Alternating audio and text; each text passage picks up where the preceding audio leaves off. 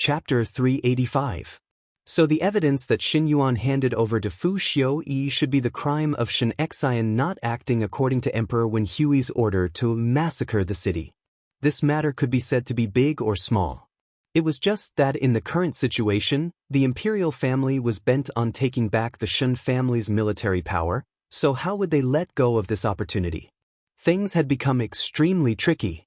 Shen Miao clenched her fists and slowly calmed her emotions. Now it was not the worst time yet. Even though the imperial family wanted to deal with the Shen family, they only wanted to recover the military power.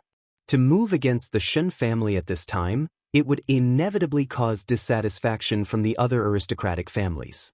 The Fu family was cunning and would not do that. What should be done at this time? The few people in the room looked at Shen Miao's changing expression and were puzzled in their hearts. But they saw Shen Miao suddenly standing up. She said, "I want to go out of the residence for a while." Gu Yu was surprised for a moment. Young lady, to leave the residence at this time would attract gossip?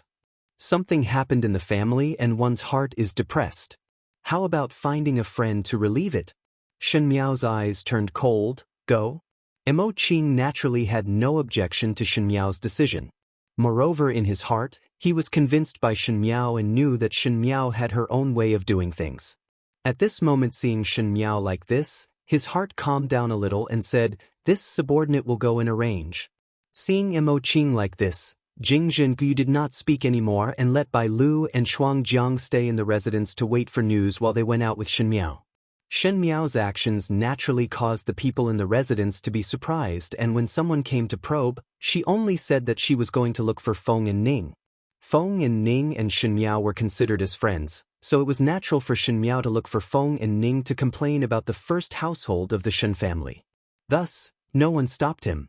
After leaving the residence, Mo Qing drove the carriage towards the Feng residence. After driving past the small alley and confirming that no one was following, Shen Miao then said, "Go to the Su residence." Su residence? Gu Yu was surprised for a moment. Which Su residence? Pingnan Count's Su family, Su Yu residence.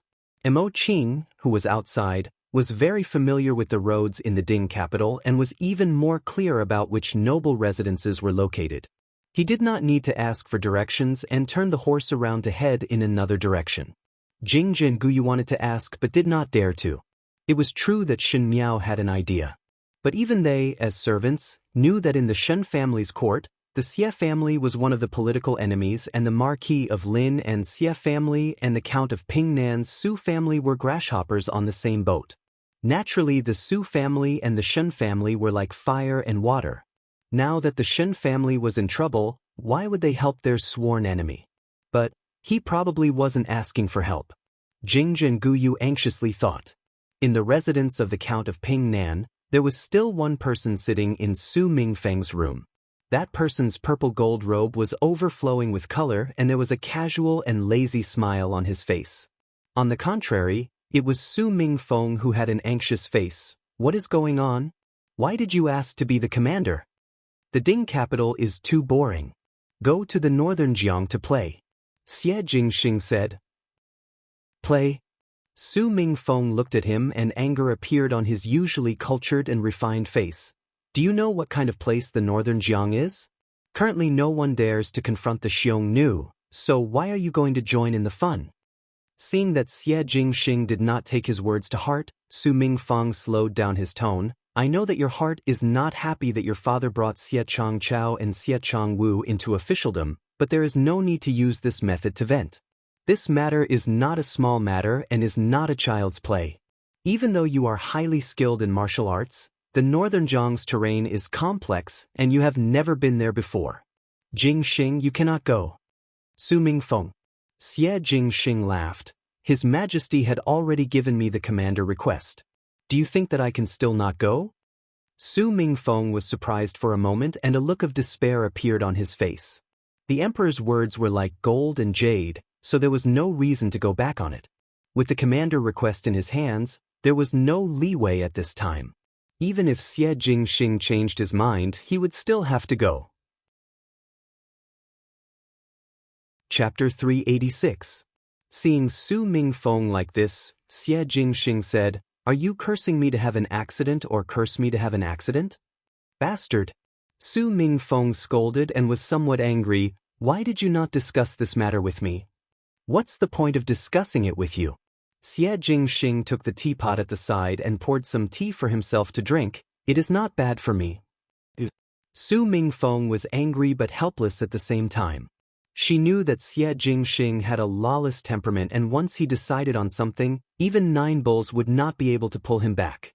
It was said that they were childhood friends, but now it seemed that it was as if his head was hot. Xie Jingxing did not tell him anything, and even if he did, it was only in notice. For example, right now, he was just here to inform him that he had obtained the commander's token. Once the time was up, he would set off. Why do you want to go to the northern Jiang? Su Mingfeng paced back and forth in the room. Do you not want to live anymore? Do you know that if you win, it'll be great, but if you lose? Your 2 Shu younger brothers would be the first to clap their hands. Su Mingfeng suddenly clapped his hands and stood in front of Xie Jingxing. You are assured to leave them in the Ding capital? You are not afraid of what your father would say. Speaking till here, she suddenly paused and looked at Xie Jingxing. Does your father know about this matter? Xie Jingxing shook his head. Su Mingfeng said, You are so willful, and Marquis Xie would definitely be furious when he knows about it. At that time, your 2 Shu younger brothers would stir up some gossip, and there is still a hidden yin-yang in the residence. When you return from the northern Jiang, who knows what would happen to the residence? Xie Jingxing, are you really assured? Su Mingfeng treated Xie Jingxing as a real friend, and his words were all for Xie Jingxing's sake.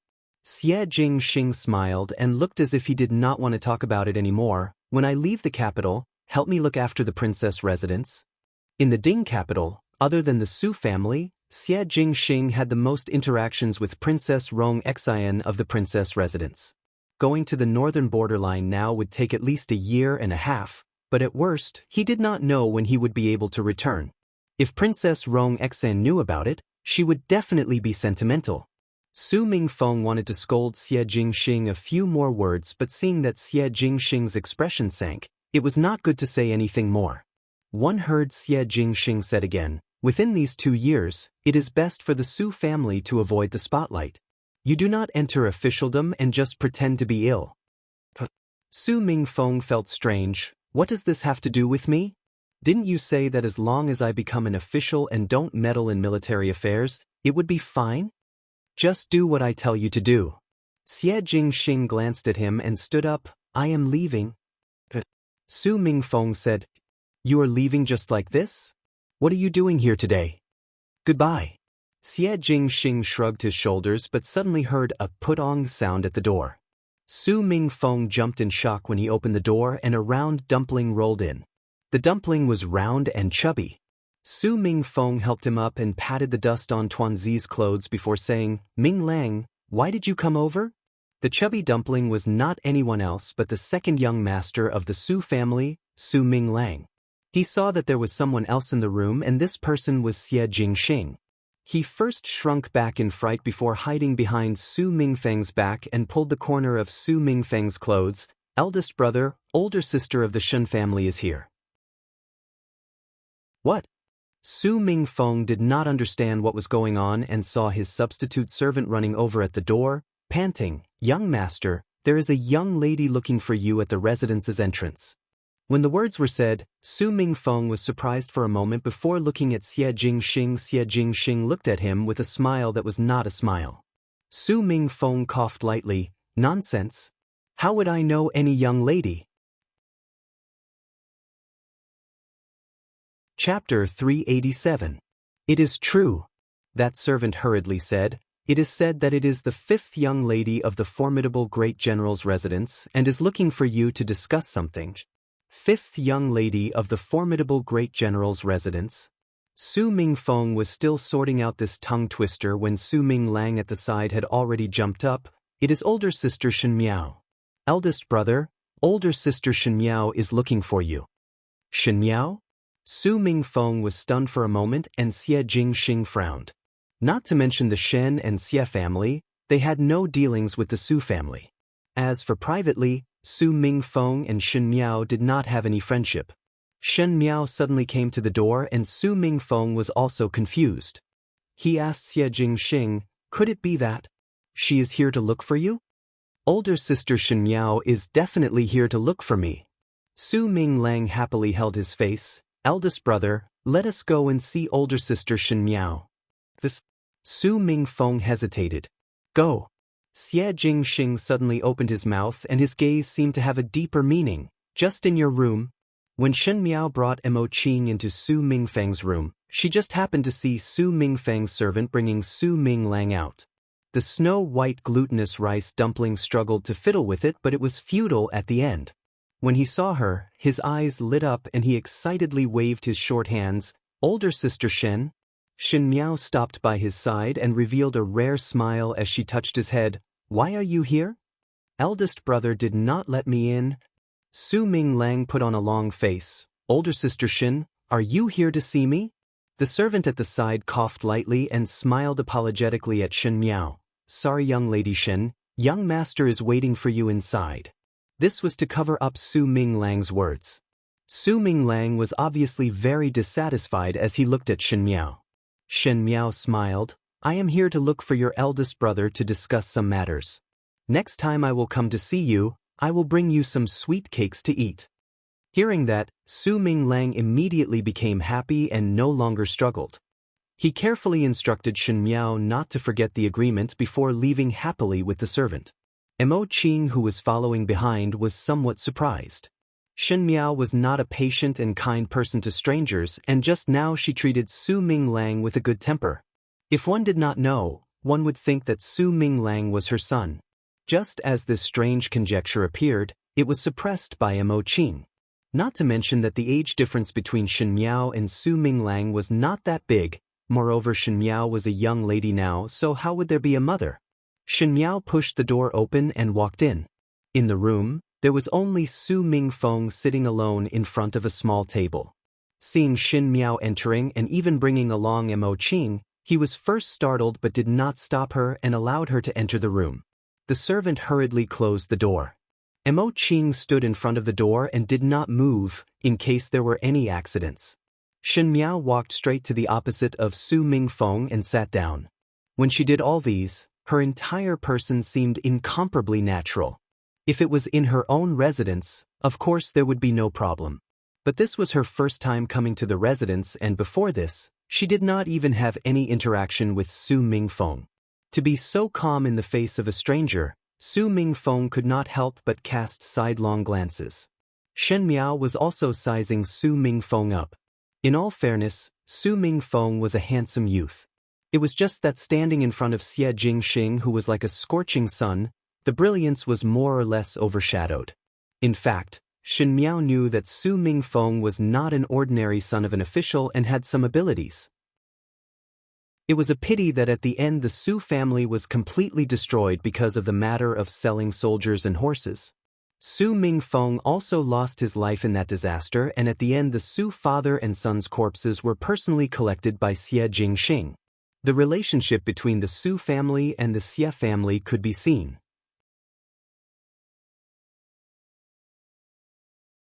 Chapter 388. It was because of this that the Su family and the Shen family did not have much contact. Su Mingfeng felt somewhat uncomfortable being probed by Shen Miao's gaze and lightly coughed. Shen young lady, one do not know the reason for coming to the residence? My father, mother and eldest brother were summoned to the palace by His Majesty. Does young master Su know why? Shen Miao asked. Su Mingfeng was somewhat inexplicable.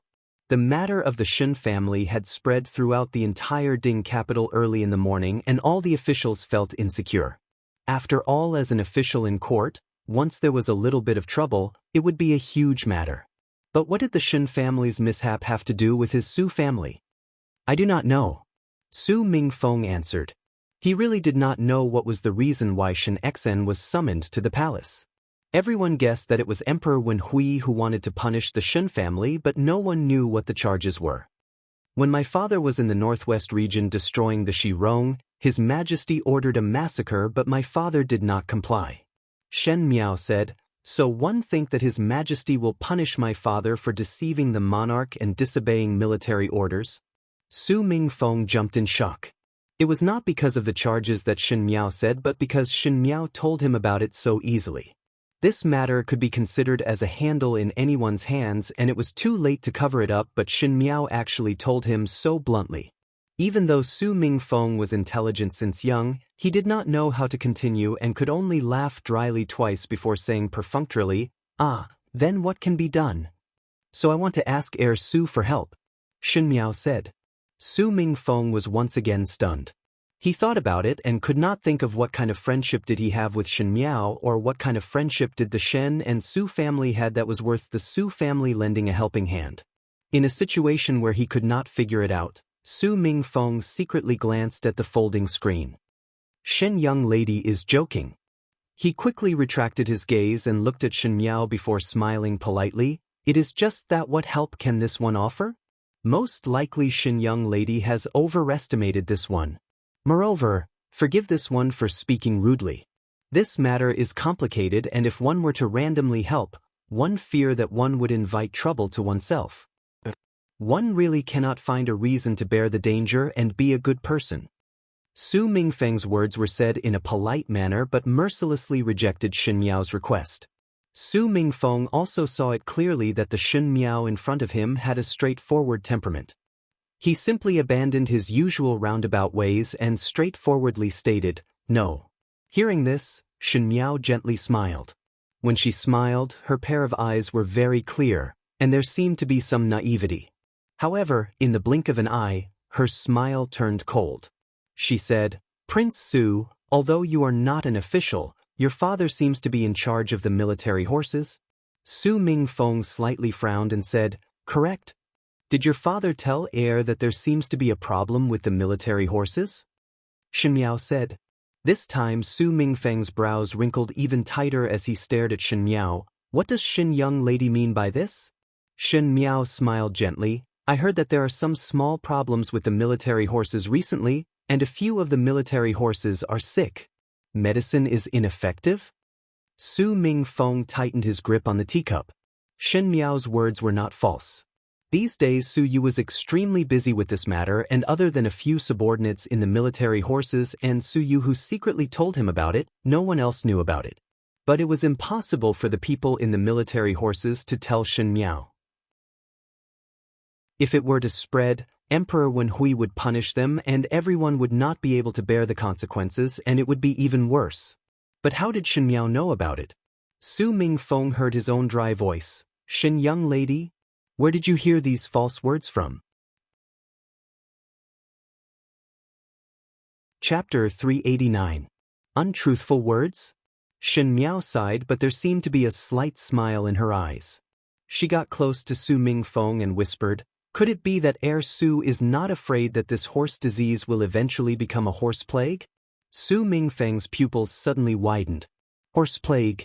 With the count of Ping Nan's cautious temperament and having dealt with military horses for a lifetime, it is impossible for him not to suspect this. Shen Miao pretended to be surprised. Why?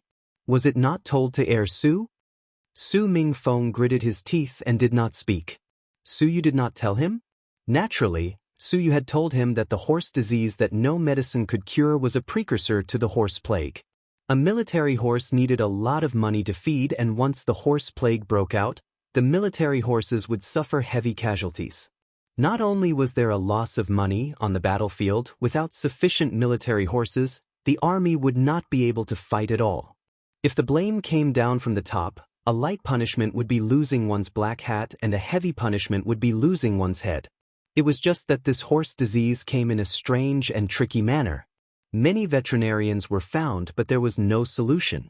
Recently, they had no choice but to separate the sick horses, but there were still horses dying intermittently. If at the end it was uncontrollable and it really became a horse plague, one feared that it would be a big disaster. Shen young lady, what is your opinion? Su Mingfeng said bitterly, but as he spoke, he glanced at the screen without revealing anything. At this moment Shen Miao was not anxious. She grabbed an empty teacup on the table and poured a cup of tea for herself before taking a sip. When Su Mingfeng saw it, he wanted to say something, but after thinking about it, he swallowed it down and pretended to be listening attentively. I have a way to solve your horses. Shen Miao said. Su Mingfeng was surprised for a moment. Is this true? Fortunately, a veterinarian with superior skills and heard that he had solved the same horse disease. Once he is found, the death of the military horses can be easily solved. Su Mingfeng did not speak. Shen Miao picked up the teacup and took another sip before lightly saying, "It is not too late to mend the pen after the sheep is lost. Su, when the horse disease spreads and cannot be concealed, it would not only be the horses that suffer." Su Mingfeng gritted his teeth and looked at Shen Miao. Shen young lady specially sent a good strategy today. One fear that there is something else to say. His eyes flashed. Or perhaps you think that my Su family has a good plan to help the Shen family. Please tell me. Straightforward, Shen Miao praised. Su Mingfeng smiled bitterly. How was it that he was refreshed? It was obviously Shen Miao who was cunning. Previously he had said that the Su family had no obligation to wade into these muddy waters to help Shen Xian, so Shen Miao directly stated the terms of the transaction. It had to be said that Shen Miao was a person who knew how to grasp people's weaknesses. She took the matter of the military horses that the Su family was most worried about. This matter had not been spread, and even he and Su Yu spoke about it in private, so he did not know how Shen Miao knew about it. No matter what, he couldn't refuse such a condition. It was no wonder that Shen Miao did not please him and spoke so directly. She simply had a trump card in her hands. A deal was a deal. No one could take advantage of the other. I know that Count Pingnan knows many people in the imperial court. Compared to my parents who are always in the northwest, Count Pingnan's influence is much wider. I would like to ask Count Pingnan's help to gather all the friends and help my father to submit a memorial. Submit a memorial? Su Mingfeng's brows wrinkled. All to plead for General Shen? Shen Miao shook her head. No. All blame my father. Su Mingfeng was stunned. One think that Count Pingnan would not be willing to wade into these muddy waters. Shen Miao gently smiled. So how to persuade Count Pingnan will be handed over to Su. It is just that Su must not tell Count Pingnan about the matter of the military horses and must not mention me, otherwise this transaction will be over. Su Mingfeng did not understand. He looked up and saw that the young female in front of him still had the appearance of a young girl. Her brows were delicate and gentle, and when she smiled, there was some innocence and clarity, but when she did not smile, there was a coldness in her eyes which added a bit of majesty. And this kind of pressure was something that even Su Yu had never given Su Mingfeng this kind of feeling. I cannot stay for long. We'll have to trouble Su to send a letter to my residence after making a decision. After the matter is done, I will definitely send it to the veterinarian's place. She stood up and bowed slightly to Su Mingfeng before saying, "Many thanks." Su Mingfeng quickly stood up and said, "Definitely." Shen Miao swept a glance at the screen before turning around and bringing Mo Qing out of the room. After Shen Miao left, Su Mingfeng then let out a sigh of relief. A person walked out from behind the screen. If it was not Xie Jingxing, who else could it be? You have heard it. Su Mingfeng said, "This young lady of the Shen family is more unfathomable than imagined." Xie Jingxing raised his eyebrows and did not speak. Su Mingfeng's gaze landed on the table where the teacup that Shen Miao drank from was still there. The rim of the cup was slightly wet. "Speaking of which, that is what you drank from?" Su Mingfeng said. "You?" Xie Jingxing unceremoniously kicked him with his leg. Chapter 390. "Io." Su Mingfeng exclaimed, "Why did you kick me for?" I also wanted to remind her just now, but she drank so fast, so what can I do? Su Mingfeng sized Xie Jingxing up. Moreover, the one who suffered a loss is others and not you. What is there to haggle about? Xie Jingxing ignored him and sat down in front of the table before asking, "Is what she said about the troops true?" Hearing that, Su Mingfeng's face became ugly, and under Xie Jingxing's sharp gaze, he said with difficulty, "Correct. Why did you hide it from me?" Xie Jingxing asked in a threatening manner. Su Mingfeng shook his head and smiled bitterly. "Only father and I discussed this matter privately, and I did not speak of it to anyone else. It is even more impossible for father to do so. Who would joke about something that would cause one to lose one's black veil hat? I originally wanted to tell you after a period of time." But how would young Lady Shin know about this matter? Could it be that they have acquaintances in the military horses? But the people in the military horses would not speak about this matter. Xie Jingxing glanced at Su Mingfeng. Even though Su Mingfeng was a talented person, he was protected watertight in the Su family since young and had not experienced any big storms. Speaking of which, the trump cards in Shen Miao's hands were endless, and it was out of his expectations time and time again. Xie Jingxing gave Shen Miao retreat strategy but did not expect that Shen Miao did not use his strategy at all. To unite with the Su family and other familiar officials to submit a memorial to Shen Xian and do the opposite, it could indeed solve Shen Xian's urgent situation. However, the emperor's mind was unfathomable, and if Shen Xian was let off this time, the Shen family's army would have great power, and one day the emperor would see it as a thorn in his eyes. One could hide for a while but not for a lifetime. It was just that. Did Shen Miao really not think of this layer? Xie Jingxing did not think so. Seeing that Xie Jingxing did not speak and his usually frivolous face had a frowning and pondering expression, Su Mingfeng also became nervous. He knew that even though this good friend looked casual, he understood the situation in court more thoroughly than anyone else. Su Mingfeng asked, "Why? Is there any problem?" Xie Jingxing shook his head. "What do you think? It is indeed highly possible for the horse disease to reach the horse plague. Moreover, this matter is of great importance, and father is the commander in charge of the military horses. Once something happens, the Su family will be the first to bear the brunt." Su Mingfeng said, "If Shen young lady really did not lie to me, I think that it is possible to try. Even though it is somewhat difficult to convince father, but I will try my best."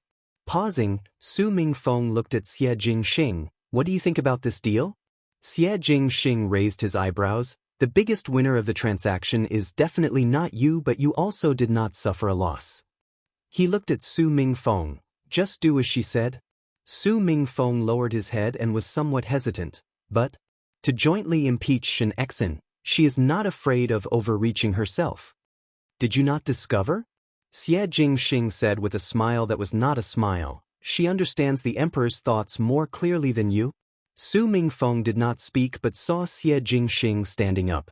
Su Mingfeng was stunned. "Where are you going?" "Requesting the commander's order." Xie Jingxing returned to his previous lazy look. "One must let the Marquis of Lin and take a look." Outside the main doors of the Xie residence, Shen Miao put on her bamboo hat and asked Mo Qing, who was beside her, "Just now in Su Mingfeng's room, did you feel that there was anyone else?" Mo Qing was startled. One did not feel that there was anyone else present. "Did young lady discover something?" Shen Miao shook her head. Mo Qing's martial arts skills were outstanding, and even he did not discover that there was anyone in the room, so there should be no one else. It was just that. Shen Miao felt somewhat strange in her heart. Why did Su Mingfeng keep glancing at the screen? Even though she did not have any martial arts skills, her ability to observe was at the point of perfection. It was more than enough to deal with Su Mingfeng, this kind of immature youth. Chapter 391. Now that he thought about it, the two teacups on the table were a little strange. Shen Miao shook her head and threw the messy thoughts to the back of her mind. No matter if there was anyone behind the screen or who it was, she had already said what she wanted to say to Su Mingfeng, and with her understanding of Su Mingfeng, this matter should be successful. After sitting in the carriage, Guyu asked, "Young lady, will eldest young master Su help master and foreign?"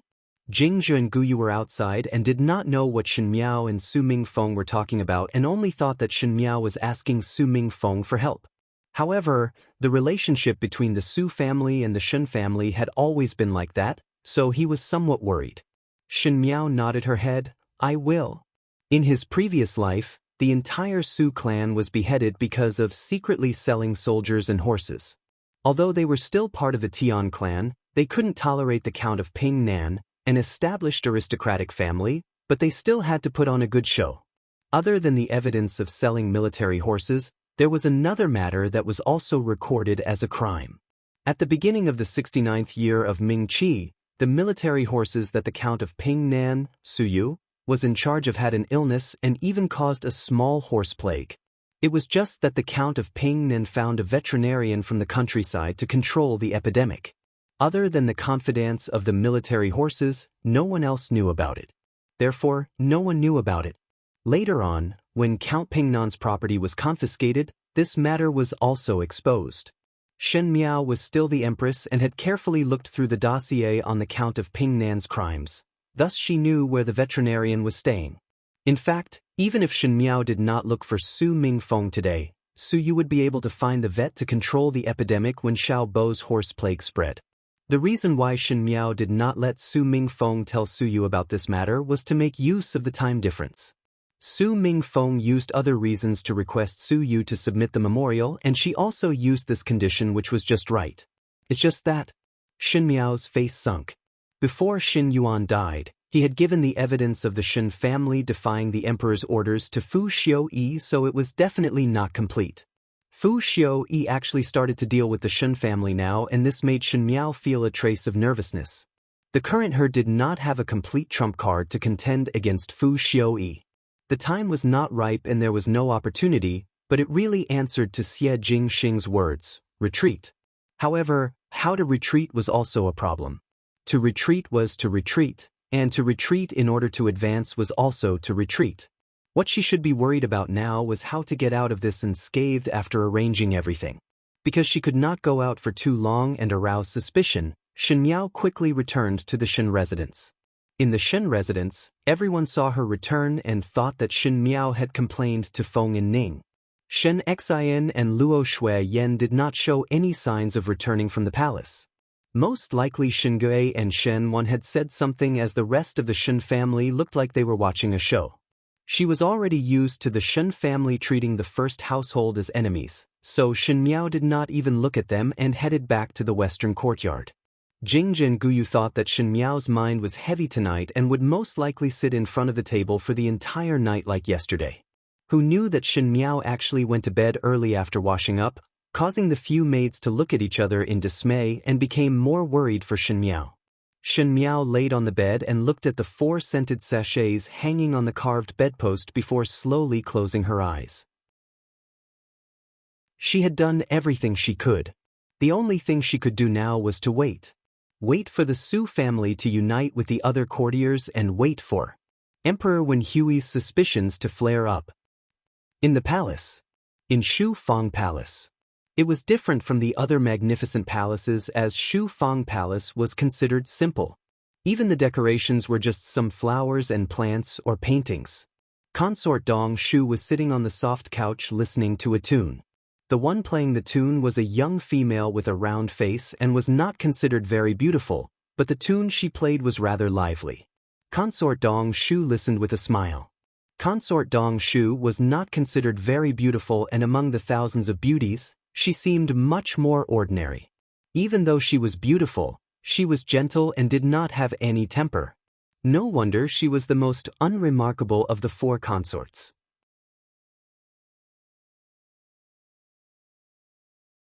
Chapter 392.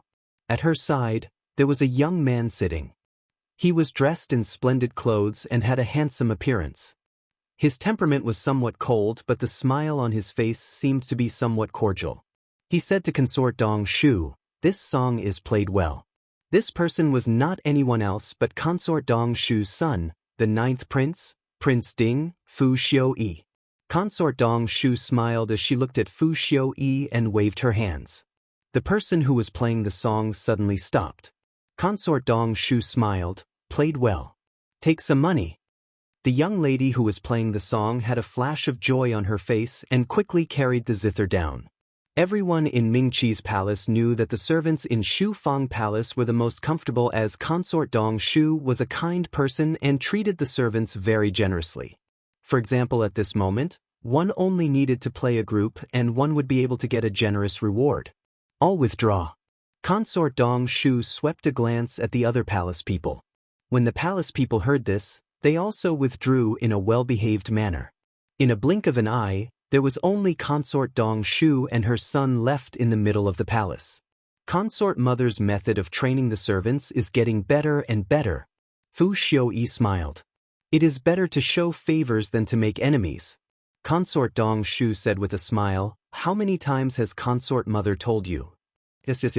Fu Xiuyi sighed. Unfortunately, with this son's position, it is much easier to make enemies than to show favors. Hearing this, Consort Dong Shu's smile faded a little and asked, "These few days your imperial father is worried about the formidable great general's matter. Do you have confidence on your end?"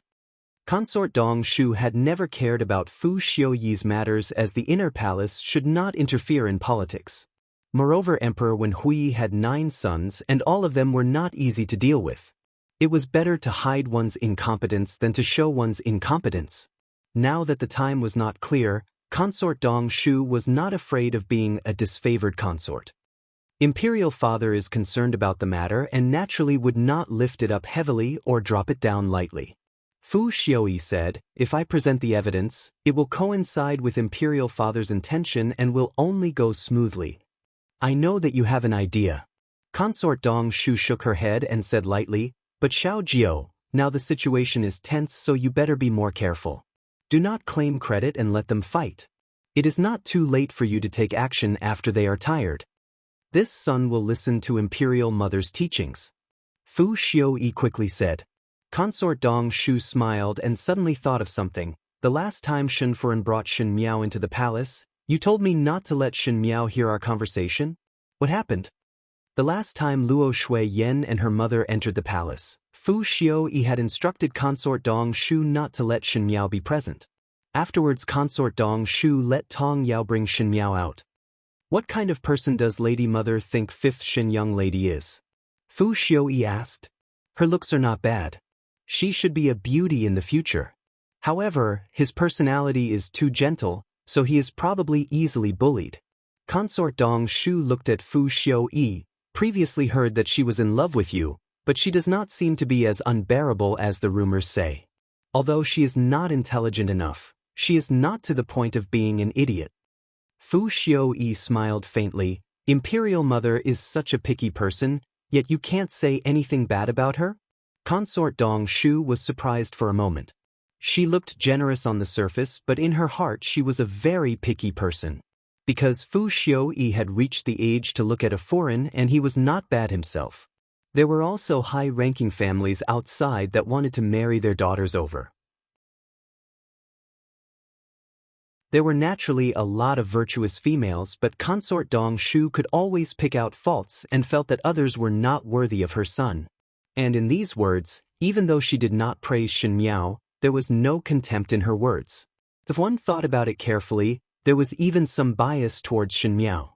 Among the young ladies of official families, it was the first time that Consort Dong Shu evaluated a person so generously.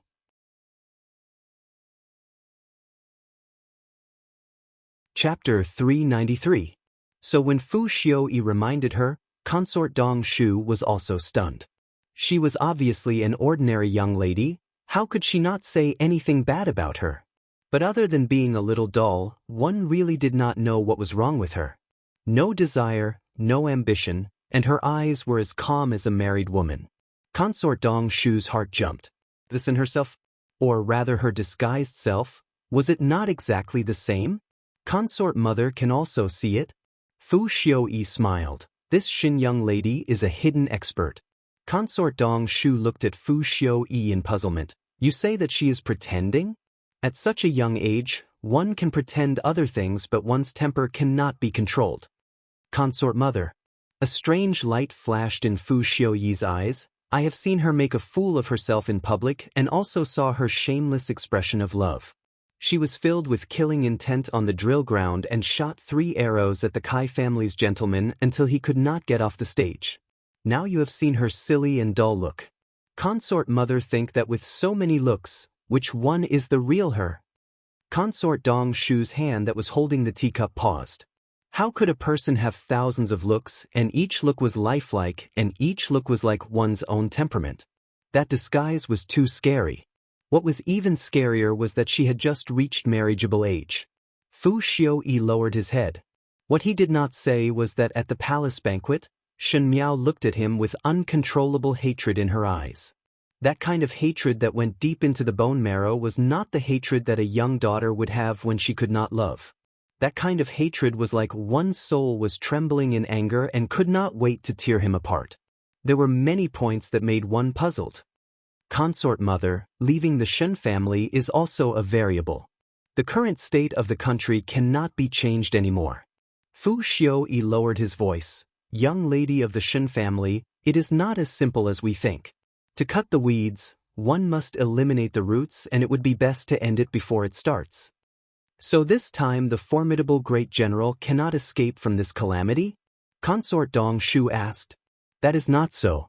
Fu Xiaoyi smiled. The Shen family is now the head of the aristocratic families, and if the Shen family is removed, it would only cause more variables. But after taking over the Shen family's power, the Shen family would gradually decline, and when the time is ripe, one can catch them all in one fell swoop. What if there is any change in the middle? Consort Dong Shu looked at him. The Shen family might have other trump cards, so what if they can safely pass through? If they find out that it was you who submitted the memorial, I'm afraid you'll be implicated. Fu Xiaoyi shook his head. It was clearly a friendly smile, but his eyes were ruthless, deceiving the sovereign and disobeying his superiors. This crime is already very big. No matter how powerful he is, he can't let the Shen family retreat. It's just that. He lightly said, this was originally a test of mine. Probe? Consort Dong Shu was somewhat puzzled. Fu Xiaoyi looked at his fingertips. That's right. Previously when Shen Yuan asked him to pay attention to Shen Miao, Fu Xiaoyi did not take it to heart. But after a series of things, including the extermination of Prince Yu residents and Shen Yuan's death, it made him gradually realize that what Shen Yuan said might be true. Shen Miao was an unmarried daughter, and no matter what, she would not be able to do such a big thing. There was only one possibility: there was someone behind Shen Miao. The person behind her was so capable that Fu Xiaoyi had no choice but to be on guard. This time something happened to the Shen family and only Shen Miao was left behind. Naturally, it was his suggestion to Emperor Wenhui. It was just that Fu Xiaoyi's aim was to see how this fifth Shen young lady of the Shen family, who had hidden so deeply that even he was played in the palm of her hands, would use any method to solve the problem. Who was her helper? But no matter what method was used, Shen Xian would not be able to retreat safely. Fu Xiaoyi clenched his fists. How could one spit out the fat meat that was in his mouth? Chapter 394. There was no doubt in the history books that the Shen family was destined to perish in Mingqi. Tonight in the residence of the Marquis of Lineage, it was not peaceful. In the innermost courtyard, in the room, Xie Jingxing took off his outer robe and the door opened with a potch sound. The servant trembled as he stood at the door, afraid that he would implicate himself as he lowered his head and said, "Young master?" This lowly one could not stop. The Marquis of Lin and Xie Ding stood at the door and was even angrier when he heard it. "Stop? Try and stop me. I am your father." When did the master of the residence of the Marquis of Lin and change? Xie Jingxing, stand properly for me. Xie Jingxing casually swept a glance at Xie Ding and lazily threw his robe on the couch. He sat down on the chair and leaned back, putting on an air of a hedonistic son of rich parents. What is the matter for the Marquis to come here in the middle of the night? It was as if he was treating a stranger. Xie Ding was naturally angered to the point that he was in a complete mess. It was Xie Changwu and Xie Changchao who were following behind Xie Ding, who revealed a look of indignation. But if one looked carefully, there was a glint in their eyes. Xie Changchao said, "Eldest brother, father usually do his best for you. How can you speak to father like this? There is no etiquette." "None of your business." Xie Jingxing spat out 4 words. Outside, the elegant, noble and arrogant little Marquis Xie was like a ruffian every time he faced Xie Ding and the other two. This made Xie Ding, who was a self-proclaimed scholarly general, feel helpless. "Brat." Xie Ding did not notice Xie Changchao's livid face and said angrily, "What kind of commander request are you writing?" He slapped the paper in his hand and threw it at Xie Jingxing's face. Xie Jingxing took a look at the paper and raised his eyebrows. "If the Marquis is not satisfied, let His Majesty write another one. Coming here in the middle of the night without sleeping is for this matter?" Xie Jingxing, What exactly do you want to do? Xie Ding flew into a rage. Do you know what kind of place the northern border is? The commander request is not a joke. You have never commanded the Xie family army before, and I have never taught you before. Do you know how to use them? When the words were said, Xie Changchao and Xie Changwu's eyes flashed with a trace of darkness. The Xie family army was the most valuable asset of the residents of the Marquis of Lin and was more valuable than the wealth and glory of the Marquis of Lin, and Xie Changwu and Xie Changchao also practiced martial arts. But Xie Ding never had the intention to let the two brothers take over the Xie family army, but groomed Xie Jingxing as the successor of the Xie family army. Even if Xie Ding brought the two brothers into officialdom, but once Xie Jingxing really used the Xie family army for himself, even if Xie Changchao and Xie Changwu struggled for a lifetime, it would be hard to reach Xie Jingxing's height. So what? Xie Jingxing's lips hooked up into a smile. His eyes swept across the place, and there was actually a little bit of evil in them. After using it a lot, it becomes more convenient. Xie Ding flatly refused. Come with me to the imperial court tomorrow and make it clear to His Majesty that this commander-in-chief request cannot be accepted. Xie Jingxing tilted his head and looked at him, as if he was watching a joke. The commander-in-chief request was requested by me, and if I renege on it with His Majesty? If the Marquis wants to see me lose my head, just say it directly. There is no need to learn from others to beat around the bush. When he finished speaking, he looked at Xie Changwu and Xie Changwu with a smile that was not a smile.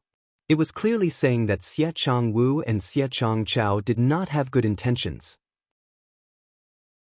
Both of their expressions stiffened, and Xie Changwu said, "Eldest brother, father also has good intentions.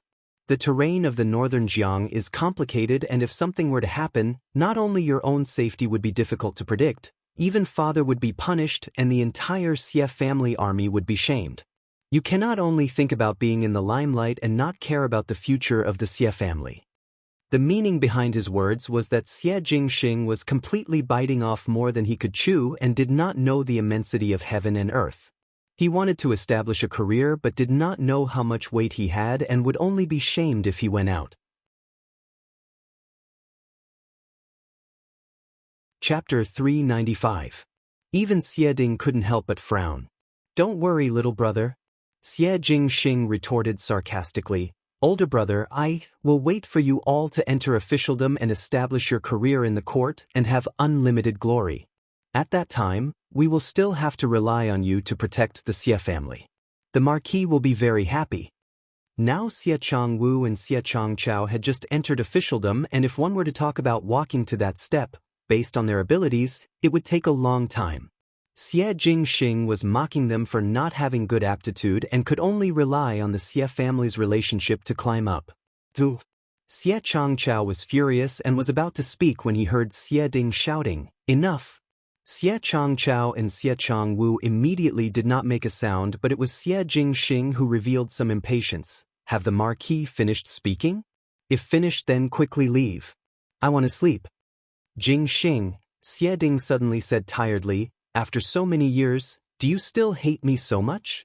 He hated her so much that he didn't hesitate to sacrifice his own life to leave the Marquis's mansion. Xie Ding was now in his 40s but could still be considered as a middle-aged man with a beautiful beard.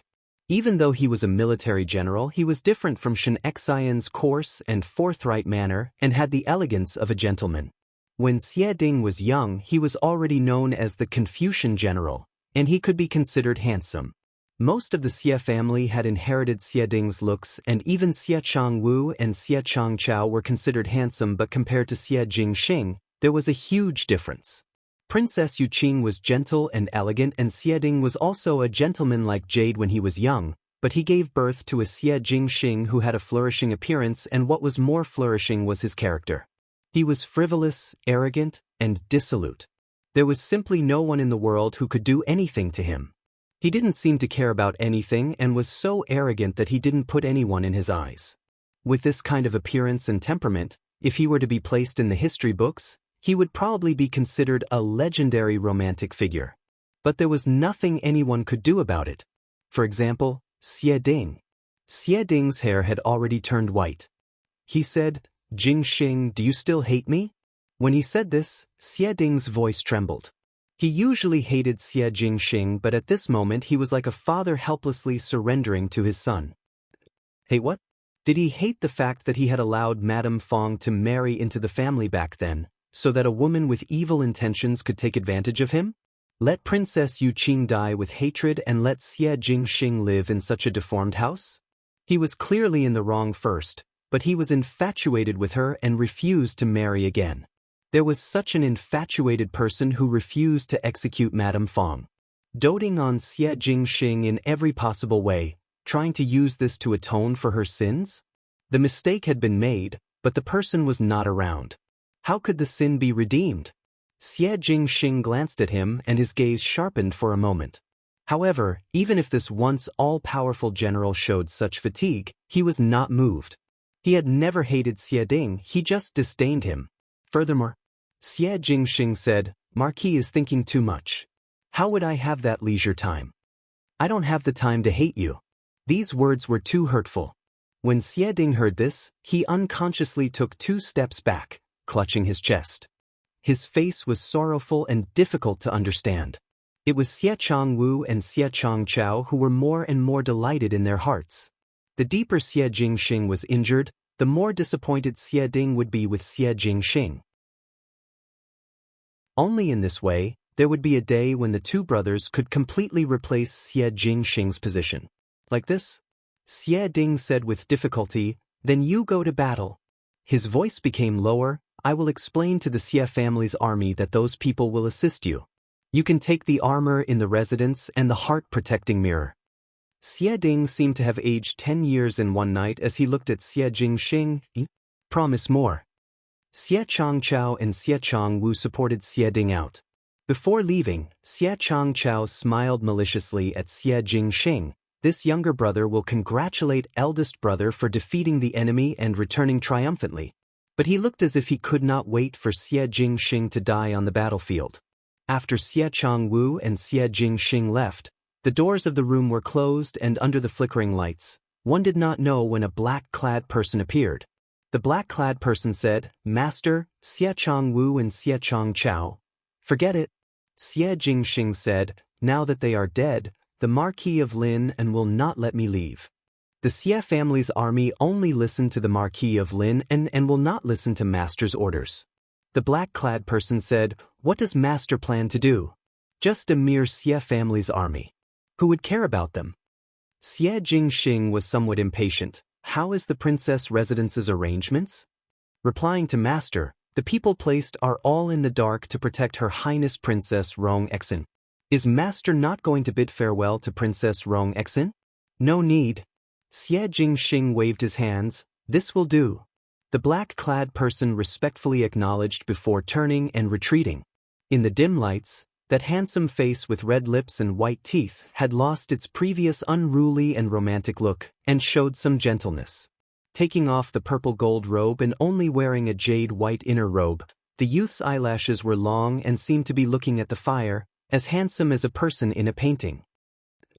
He lowered his eyes and smiled faintly. "Everyone in the world will hate me."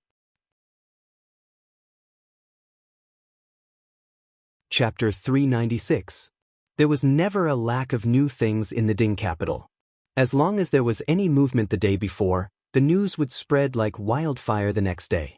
If he were to implicate some famous person, he would naturally be talked about for 3 days and 3 nights. Some of them were discussing these things as a joke, but there were also some who truly felt that it was not worth it for the people they were discussing. In today's liveliness, the person they were talking about was the unparalleled formidable great general of Mingqi. Quelling the Woku pirates, fighting the Xiongnu, fighting in the northwest all year round, not claiming credit, not being arrogant, with outstanding military achievements, protecting the country. He was talking about the Shun family of generals. Ever since old General Shen, the Shen family had relied on their illustrious meritorious service to win prestige among the common people of Mingqi. It was a pity that out of the 3 sons of old General Shun, only the eldest Shen Xian inherited his mantle and continued to walk the path of a military official. Fortunately, a tiger father would not beget a dog son.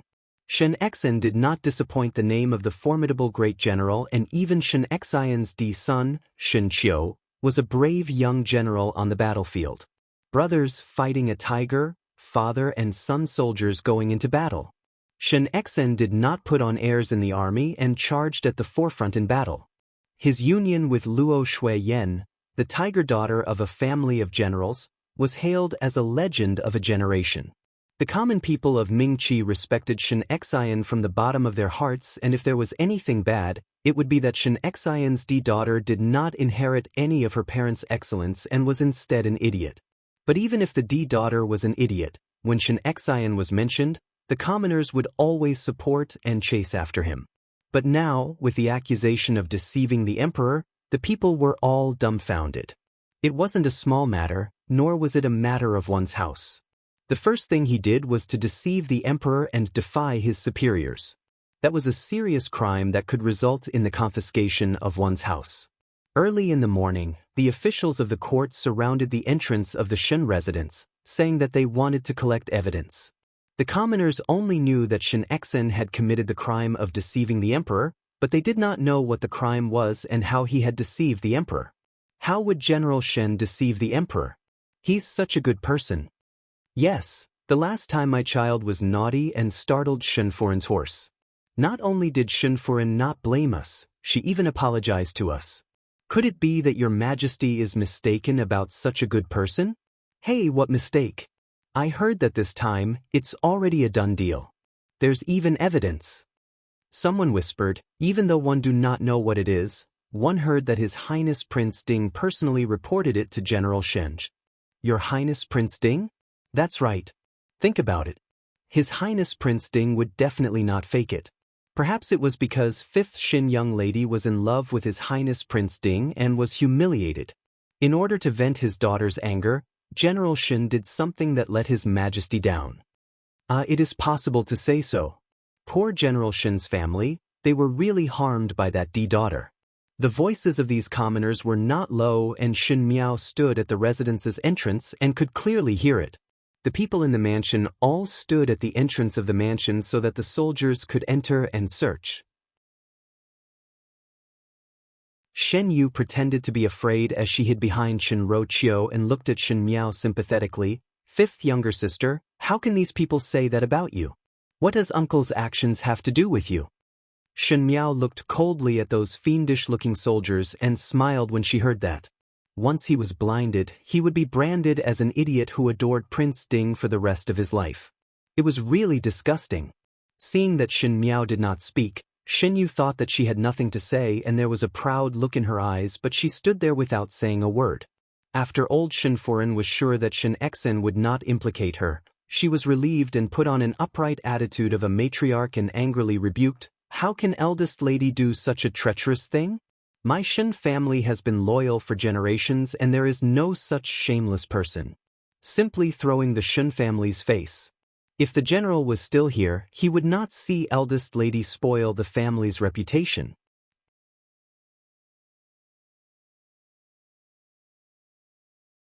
Chapter 397. When Shen Miao heard it, her heart moved and she looked at old Shenfuren. What is grandmother saying? Father is also a member of the Shen family and the Shen family and father are connected as one. How can one not care about father at this time? Previously when father was praised by the emperor, did grandmother not say that it was the Shen family's fortune to have such a male? Words that are said are like water that is spilled. Did grandmother forget this time? When the commoners who were watching the bustle outside heard it, their gazes shot towards old Shenfuren. The formidable great general had outstanding military merits, and when he was bestowed by the emperor, old Shenfuren did not say that. They were one family and should share prosperity and misfortune together. Why was it that old Shenfuren's appearance was that one could only share riches and not trials and tribulations? Once one saw that others were in trouble, one could not wait to draw a clear line. What was wrong with that? Old Shenfuren was also aware that everyone was looking at her with unkind eyes and flew into a rage out of shame but did not know how to continue and could only look towards Chen Roqiu at the side. Shen Gui and Shen Wan had gone to court and the only one who could take charge was Chen Roqiu. Chen Roqiu smiled. "Fifth older sister, How would Old Foreign have the meaning that you said? Old Foreign was just angered. You also know that our Shen family has always been upright people and that deceiving the monarch. If the old general knew of it, he would also blame your father. For your father to do such a thing, would the Shen family be like this in the future? When old Shen Foreign saw Chen Rochio's support, her foundation became firmer and she saw Chen Rochio more pleasing to the eye. She nodded her head. Correct. Your father committed a mistake and one is not allowed to say it? Shen Dongling and Wan Yinyang stood at the side, and since they did not have the authority to speak, they only quietly watched and did not speak. Shen Miao said, so to speak, could it be that grandmother wants to draw a clear line with my father and expel him from the Shen family before letting it go? When she said that, Chen Rochio knew that it was bad in her heart. Before she could stop it, she saw old Shen Foreign's eyes lighting up and she said with righteous indignation, such an unfilial descendant, naturally one must be expelled from the Shen family. If grandmother is really so heartless, my father is still in prison and grandmother does not help to deal with it. Shen Miao's eyes hung down. Seeing Shen Miao bowing her head to show weakness, old Shen Foreign felt a burst of comfort in her heart. A few days ago, everything was not going well for her because of the first branch. The grievance in her heart was swept away at this moment. The more carefree she was, the more righteous her tone became. The Shen family has been loyal for generations, and even if one were to bear the infamy of being heartless, this old one would still make this decision for master. This kind of person cannot enter my Shen family's ancestral hall. From today onwards, Shen Xan and his family will be expelled from the Shen family. Old Shen Foreign was speaking carefreely but did not see Chen Rochio's face change in color.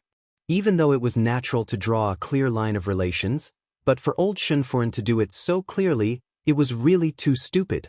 In the eyes of the commoners were not fools and would not stand on the side of the Shen residents. Thinking of this, Chen Rochio smiled apologetically to Shen Miao. Fifth older sister, Old Foreign does not mean this. It was only because he was angered by his eldest brother that he said that. Fifth lady, after a few days, when old madam's anger subsides, she won't be like this anymore. Xin Yu somewhat did not understand why her mother would say that. Was it not good to let old Shen Foreign drive Shen Miao out? Now that Shen Xan and the rest were carrying the crime of deceiving the monarch, even if they were to rely on their years of meritorious deeds to avoid death, it would be hard to escape punishment and they would definitely be in dire straits. To drive out this dire family, perhaps they would not even have a place to stay. Just thinking about it made one happy. Third Shen need not say any more. Shen Miao said loudly, since Old Foreign values the Shen family's reputation so much that she does not even place familial affection in her eyes, then what is there for me to fear? It is better to separate from here and be at peace with each other, so as to not spoil the Shen family's reputation. She said it sarcastically, it is just that it would be difficult to move in such a short period of time. When the Lord Army is done searching, I will pack my luggage and move out once father and mother return. I will not tarnish the Shen family by a single bit.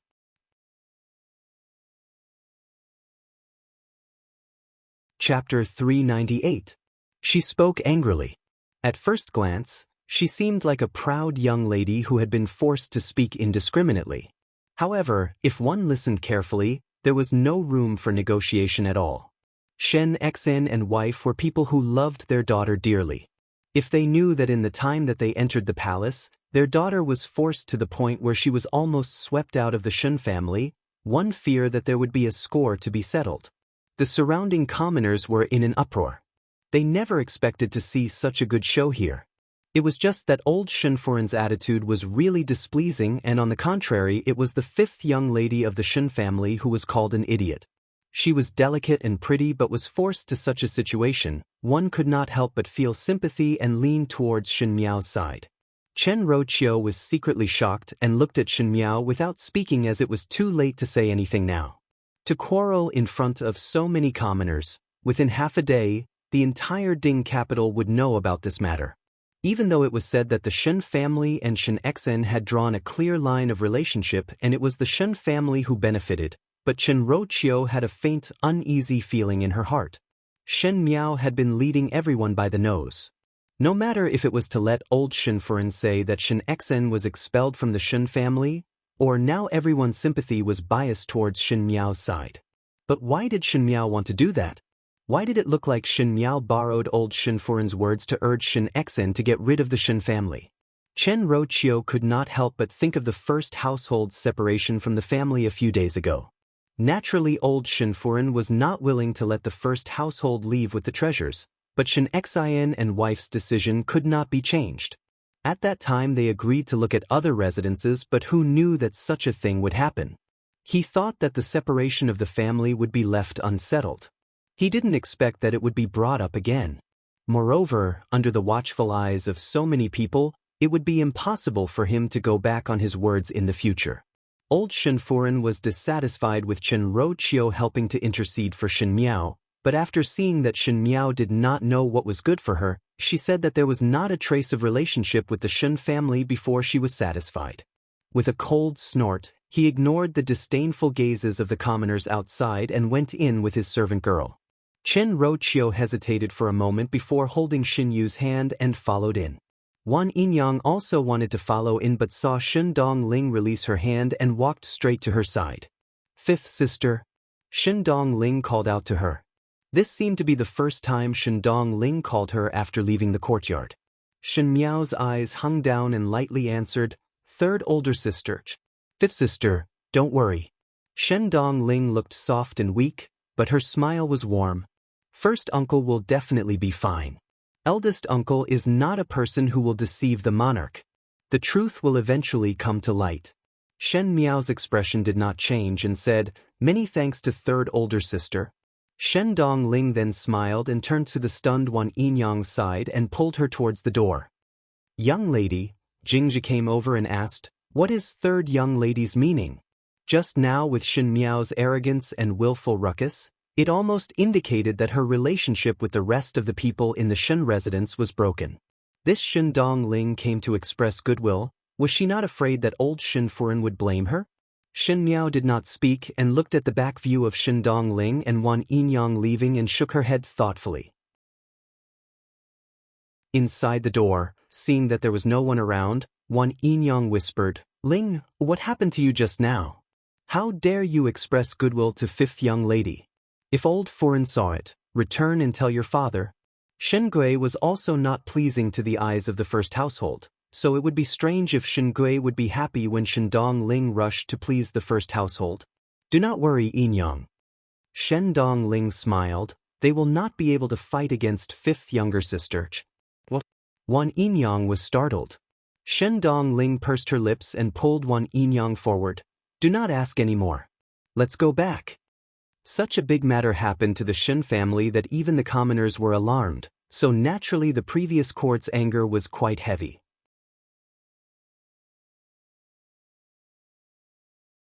Chapter 399. In the throne room, Emperor Wenhui sat on the dragon throne and his face was so gloomy that water could drip out. Looking at the crowd of officials in the hall, he threw the booklet in his hands at the nearest official's face. That official's face was hit by the booklet, but he did not dare to say a word and immediately knelt down. Shen Xian and wife had not left the palace since Shen Qiu entered, thus the outside did not know what happened, but the officials were well aware that Shen Xian and wife were obviously detained by Emperor Wenhui. Why would one detain an official?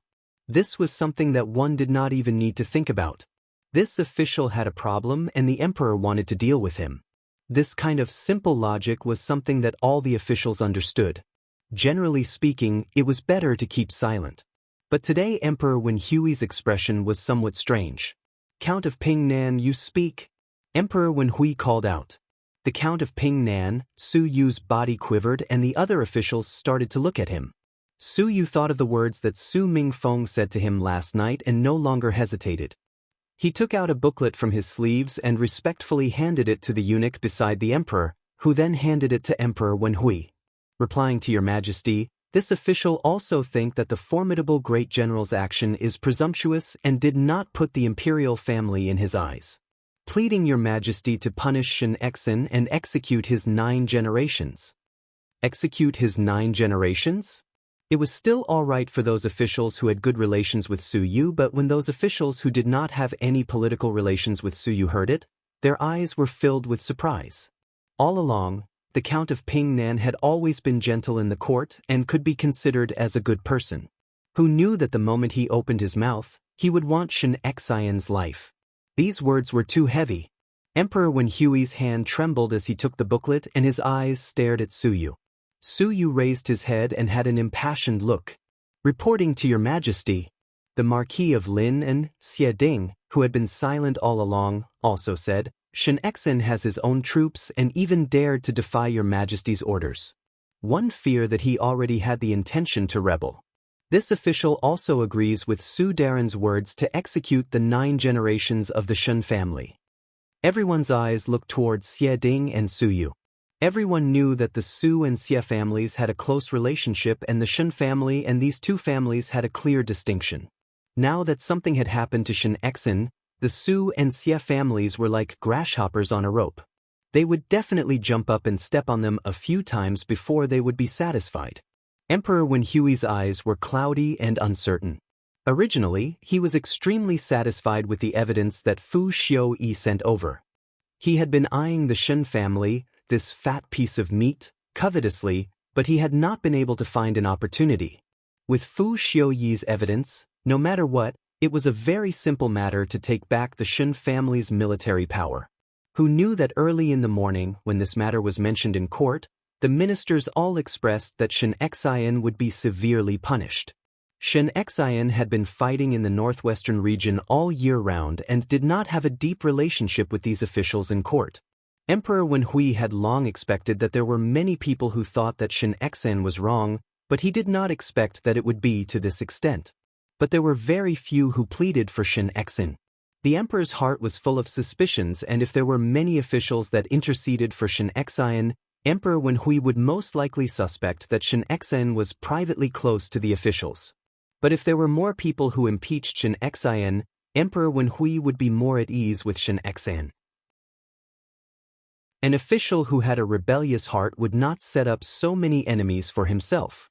If one were to say that these officials impeaching Shen Xian made Emperor Wen Hui hesitate, then the Count of Pingnan and the Marquis of Lin An's 9-clan execution made Emperor Wen Hui suspicious. The Shen family, Su family and Xie family were all thorns in Emperor Wen Hui's heart. Not to say how these officials were, but just based on the prestige and military power that these large clans had, it would make Emperor Wen Hui's sleep uneasy. How could the side couch allow others to sleep soundly? Emperor Wen Hui did not allow the existence of a family that was above the imperial power.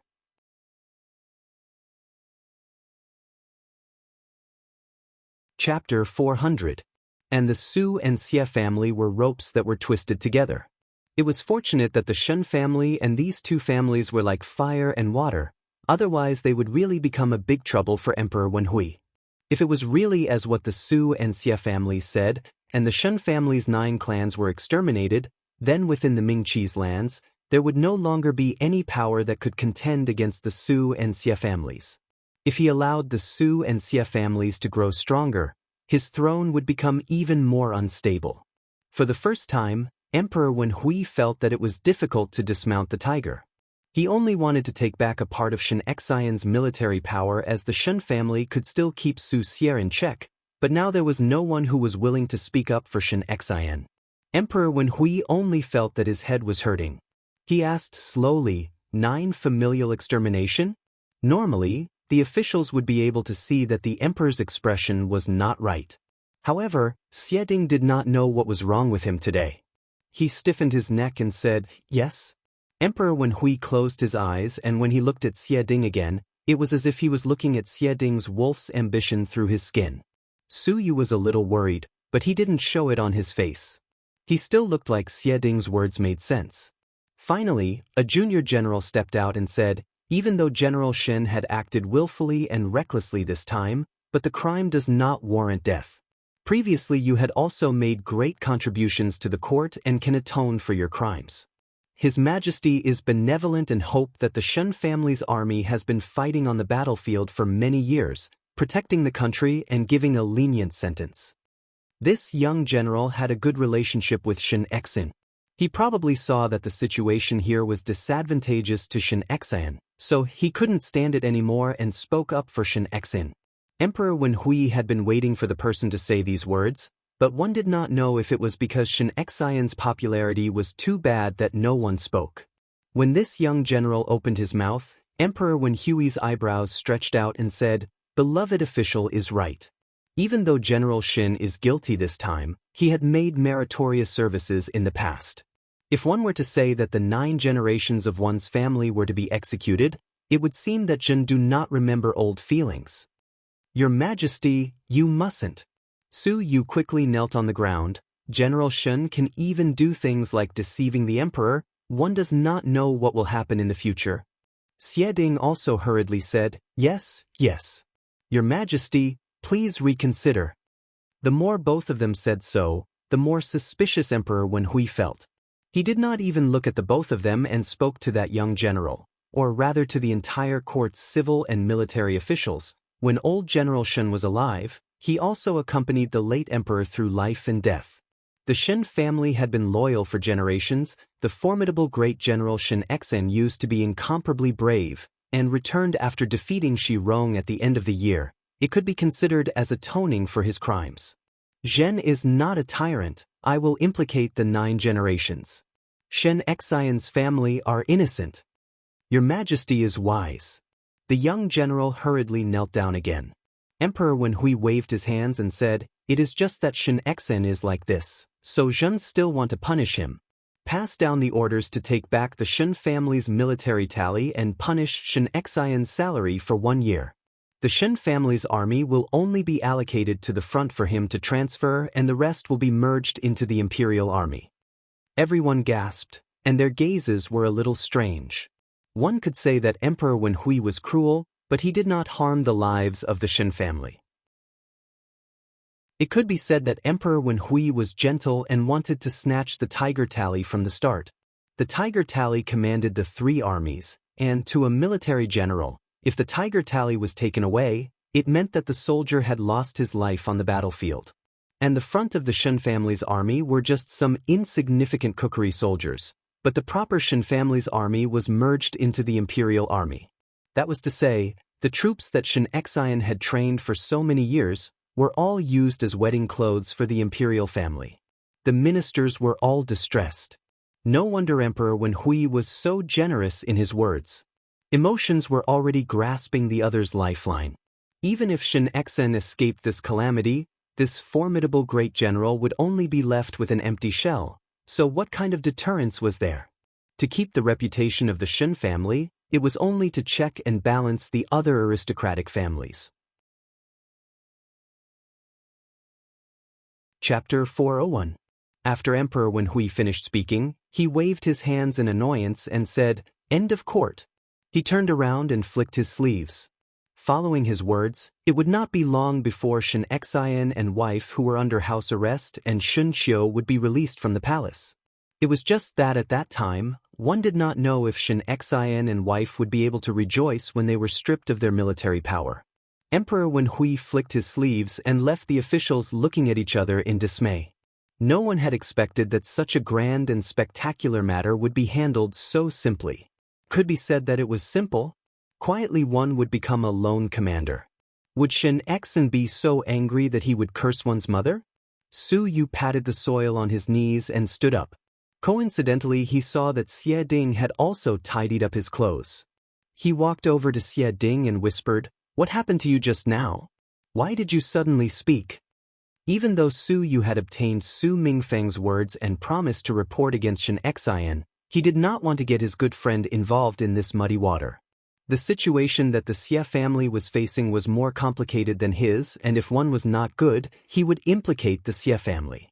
Su Yu really wanted to blame himself to death. So Su Yu informed the matter to his colleagues that he was on good terms with but did not tell Xie Ding. He did not expect that today Xie Ding would actually follow along with his words and was almost angered by Emperor Wenhui. Xie Ding shook his head. "From what you said, I know that you have other ideas. Since you want to help Shin Xian, then I will conveniently help, but it is only to help you." Xie Ding was an old fox that had been in the court for many years. Compared to Shen Xian, who only knew how to fight, Xie Ding was better at the interests of the court.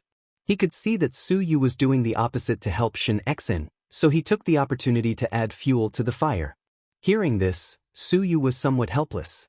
He felt that his good friend's casual character was the same as Xie Ding's son, Xie Jingxing. Thinking of Xie Jingxing, Su Yu was suddenly surprised. Oh yes, I heard from Ming Feng that Jingxing requested for the commander's position.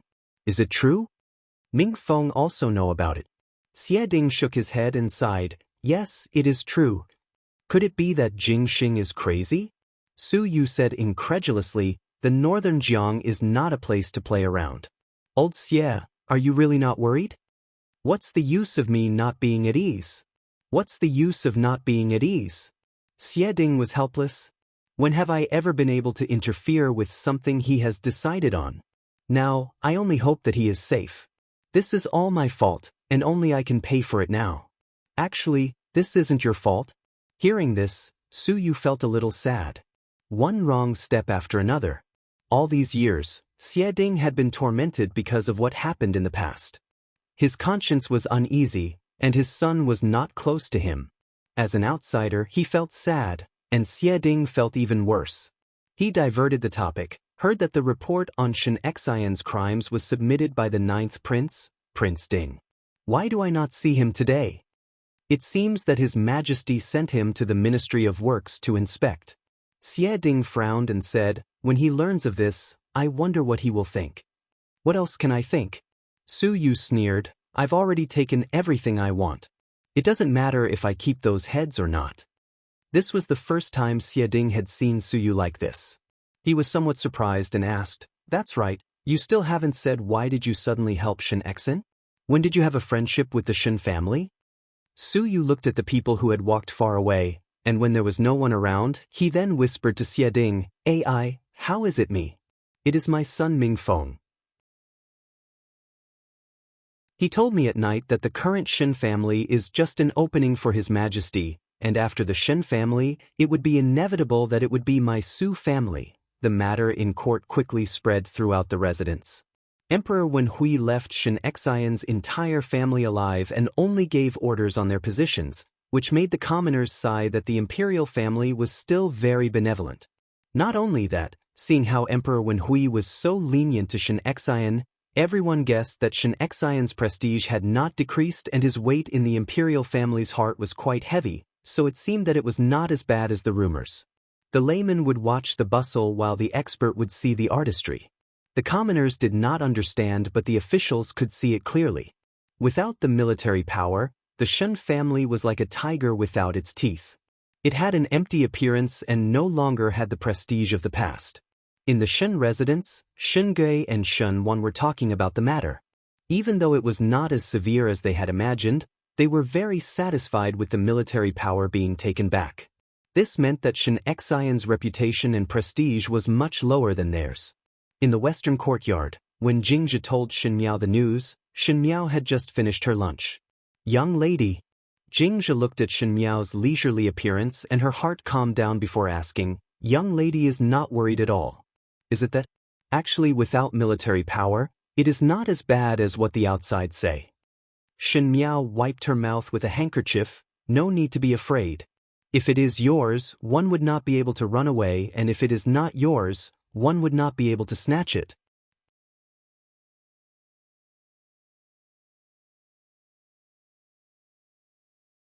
Chapter 402. On the day that Shen Xian left the palace and returned to the residence, Shen Miao personally went to the city walls outside the palace to receive him. The rest of the Shen family were naturally dissatisfied with this ending, especially old Shen Foreign. She thought that Shen Xian would be unlucky this time and did not think that Shen Xian's life would be spared. But hearing that Shen Gui told her what it meant for the military power to be confiscated, old Shen Foreign became happy again. Shen Xian, who had his military power confiscated, at least in terms of influence in his career, he could no longer be compared to Shen Gui and Shen Wan. Old Shen Foreign was short-sighted and did not think that the Shen family was now one. When one looked at the Shen family from the outside, naturally they would look at Shen Xian's reputation. With the loss of Shen Xian's reputation, How would the Shun family be as awe-inspiring as it was in the past? But old Shun Furen most likely did not care. In her heart, the Shun Gui and Shen one that she gave birth to were many times stronger than Shen Exin. If it was not for the old general's favoritism, how would Shen Exin have today's results? Since Shen Gui was in dire straits, it was not bad to take this opportunity to expel Shen Exin's branch from the Shen family. It was just that how this family would be divided was also a clever method. In the Shen residence, old Shen Furen had the idea of separating from the family, but Shen Miao did not put it in her heart at all. Since things had reached such a stage, it was better to go according to what she had thought before. It was one thing for the emperor to take back the military power, but the Shen family without the military power was indeed nothing to fear. If they continued to stay here, the Shen family would have a lot of enemies, and eventually Shen Exin's branch would be forced into a desperate situation. Still need to retreat. Without any reason, Shen Miao remembered Xie Jingxing's warning to her that day. This retreat word was indeed the only way out for the Shen family. He could see the key point with one glance. The carriage stopped at the corner of the palace walls so that it would not be seen by others. Adding insult to injury, those colleagues of Shen Exin who did not agree with him on politics and those who were watching the bustle would not necessarily be guarding the palace doors. Shen Miao was clearer than anyone else what kind of conduct the Fu family had. They wanted to put on a broad-minded attitude but secretly planned to let the other party suffer losses. Shen Exin had an illustrious reputation, and now that his tiger tally had been taken away from him, many people would be happy to see this desolate appearance. Shen Miao had suffered a lot of losses in her previous life, and in Mingqi, she did not have any face left. She could endure the humiliation herself but could not endure her family being treated like this.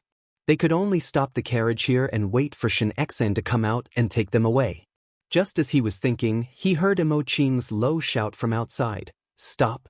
A gust of wind blew in and Shen Miao's eyes blurred as the curtain of the carriage was lifted and there was one more person in the spacious carriage. Gu Yu cried out in fright and Jingzhe covered her mouth. Emo Qing's somewhat flustered voice sounded, "Young lady." Shen Miao looked at the person opposite her. On top of the carriage, the young man was dressed in a dark red official robe. His peach blossom eyes were flirtatious, and his thin lips were slightly curled up.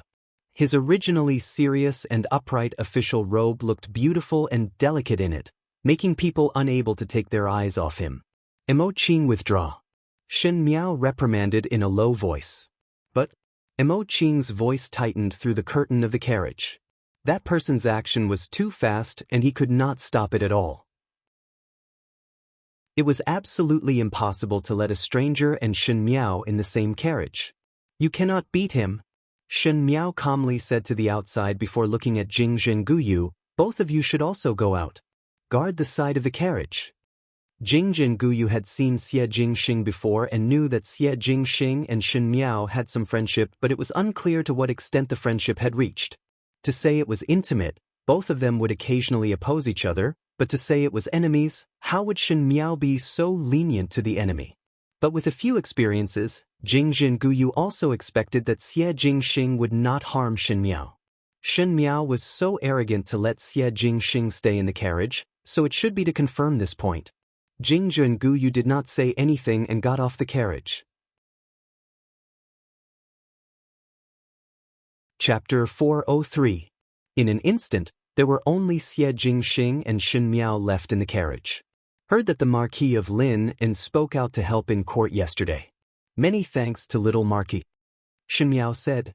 Xie Ding helped Su Yu to impeach Shen Exin. On the surface it was an impeachment, but in fact it was giving Shen Exin a way out. It was alright if others could not see it, but Shen Miao believed that with Xie Jingxing's skills as an old fox, it was impossible for him not to see it. Sure enough, when her half-true and half-false words came out, Xie Jingxing's lips hooked up into a smile and lazily leaned back as he loosened his arms. "It is the Marquis of Lin An's own idea and has nothing to do with me." Shen Miao looked at him and smiled. "Then little Marquis came uninvited to my carriage. Is it not to hear my thanks?" She purposely emphasized the words "my carriage." It was obvious that she was very angry with Xie Jingxing for doing this kind of uninvited things. Xie Jingxing stared at her, You intend to let Shen Xen retreat to the northwest region? Luo family? Shen Miao's heart jumped, and she looked at Xie Jingxing without speaking.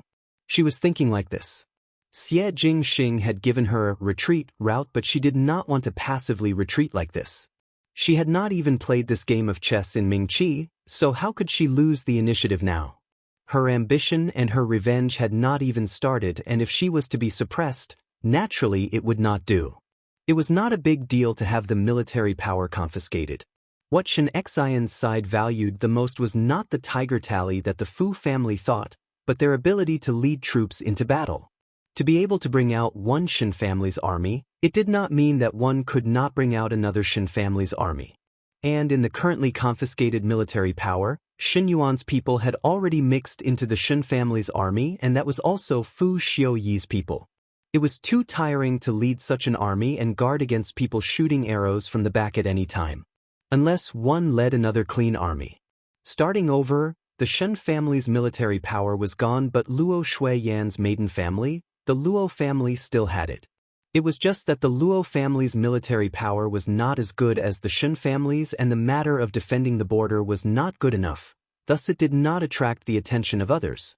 Shen Miao had the idea of the Luo family. She wanted to turn the Luo family into another Shen family's army, a trump card that no one knew about. Wasn't the Fu family worried all day that Shen Xen would raise his army and rebel? She would show it to the Fu family. It was just that, this kind of secretive thought was actually exposed by Xie Jingxing's sharp eyes. When her thoughts were exposed, the moment of panic made Shen Miao's face flash a trace of embarrassment. If Xie Jingxing knew of her thoughts, this person, the tragic hero who had left a thick and colorful stroke in the history of Mingqi, what would he do? Threaten her? Tell on her? Or kill her? However, he probably wouldn't have such a chance. What kind of person was Shen Miao? She had experienced the most difficult times in her previous lifetime, and even if she was momentarily shocked, she would quickly suppress the emotions in her heart. She thought that Xie Jingxing was about to leave for the northern borderline, and if this trip to the northern borderline was to follow the route of the previous lifetime, Xie Jingxing would die. He would end up with 1,000 arrows piercing his heart. The deadline of 10 days was almost up. Fate was a hand that could flip the clouds and rain. Xie Jingxing's hands and eyes were omnipotent. So what if his mind was treacherous? In the end, he would not be able to escape that ending. Shen Miao looked up at Xie Jingxing. Xie Jingxing was really good looking. In the previous lifetime, when Shen Miao stayed in the 6 palaces, she had seen a lot of talented and handsome youths. Even Fu Xiuyi, whom she had been pining for, did not have this kind of grace. Long eyebrows that slanted to the temples, a high nose bridge, thin lips that were slightly raised but very rosy. His smile always had a bit of evilness. His handsomeness was somewhat overbearing, with a clear outline that was hard and cold, but he had a pair of dark and bright peach blossom eyes. When he looked at people, he was affectionate but ruthless, giving an illusion of gentleness.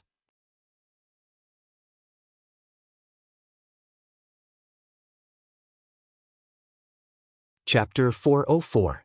It was just that under this person's cynical and unruly appearance, only one knew what kind of black heart he had.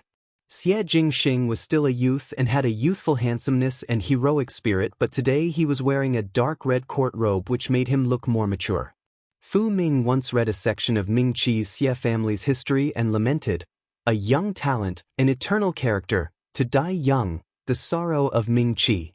One could see the high evaluation of Xie Jingxing. When Shen Miao really noticed Xie Jingxing, it was already later and she only saw him from afar at the palace banquet. She vaguely felt that he was a very good-looking young man, but Fu Xiuyi's attitude towards him was not warm. Today's Xie Jingxing was still a miserable youth. Who would have thought that it would not be long before this handsome smiling youth would lose his life on the battlefield? There was an additional trace of pity in Shen Miao's eyes. Being reborn, she was not a good-hearted person, but Fu Ming and Wan Yu had praised him before, so there was an additional trace of appreciation. Her uncertain and sometimes vigilant and sometimes sympathetic gaze made Xie Jingxing somewhat inexplicable. Suddenly he thought of the first time he saw Shen Miao at the entrance of Guangwen Tang, Shen Miao also used such a pitiful expression to look at him. Xie Jingxing asked thoughtfully, "You pity me?" This person was simply better at observing one's words and body language than her.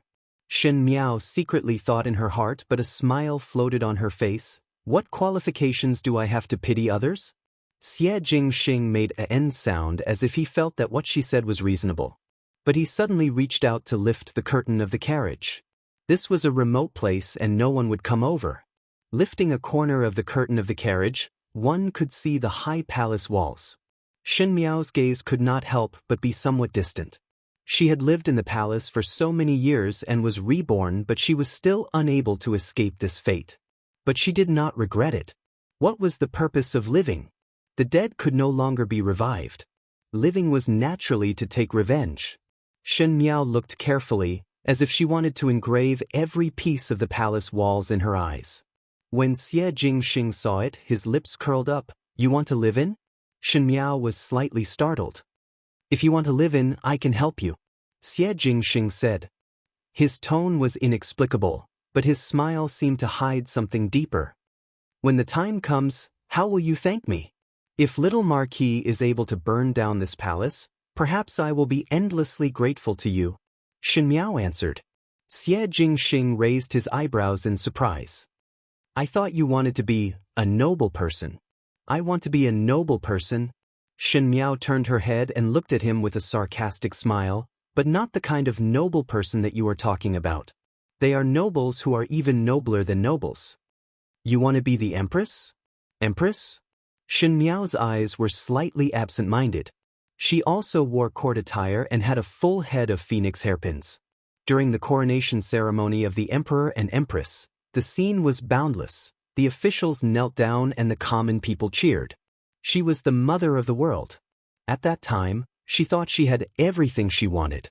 But now, it seemed that the higher one climbed, the more painful the fall would be. Empress? It was just an empty reputation. "It is easy to be an empress." Xie Jingxing plainly said, "It is difficult to be an emperor." The winds and clouds of Mingqi were gathering and the 9 princes each had their own merits. Even the crown prince's position was not very stable. Who knew which hand the imperial seal would fall into in the future? For a noble family to marry their daughter to a prince, was it not a gamble for one's future? Riches were sought in danger and greed was a human's instinct. A general success was built on the bones of 10,000 people, the winner was king and the loser was a bandit. Since a female had chosen the wrong person, naturally she had to follow. Xie Jingxing casually said, "Who did you choose?"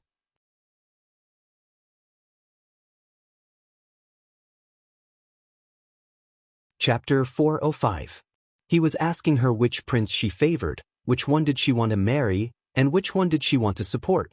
"Little Marquis, who do you think has a better future?" Shen Miao asked back. Looking at one's physiognomy, no one has a future. Xie Jingxing's words were horrifying to hear. "What about you?" "Then look for someone with a future." "Then what do you think of me?" Xie Jingxing raised his eyebrows and asked. Most likely his words were to tease Shen Miao as he was not serious about it. "Little Marquis also does not have a future." Shen Miao looked at him seriously. Xie Jingxing was choked by Shen Miao's words. Even though he was not angry, he was somewhat displeased. He thought that all the females that he had met adored him and all the males that he had met were afraid of him, but Shen Miao did not adore him, nor was she afraid of him. She even kept stroking the tiger's fur. Was he too kind to Shen Miao? So it made Shen Miao feel that he was a person with a good temper? What exactly does little Marquis want to say? "If you are done, then quickly leave." Shen Miao impolitely asked him to leave. It would not be good to be seen and misunderstood by others. Misunderstanding? Xie Jingxing's eyes flashed with a smile as he deliberately said softly, "What misunderstanding?"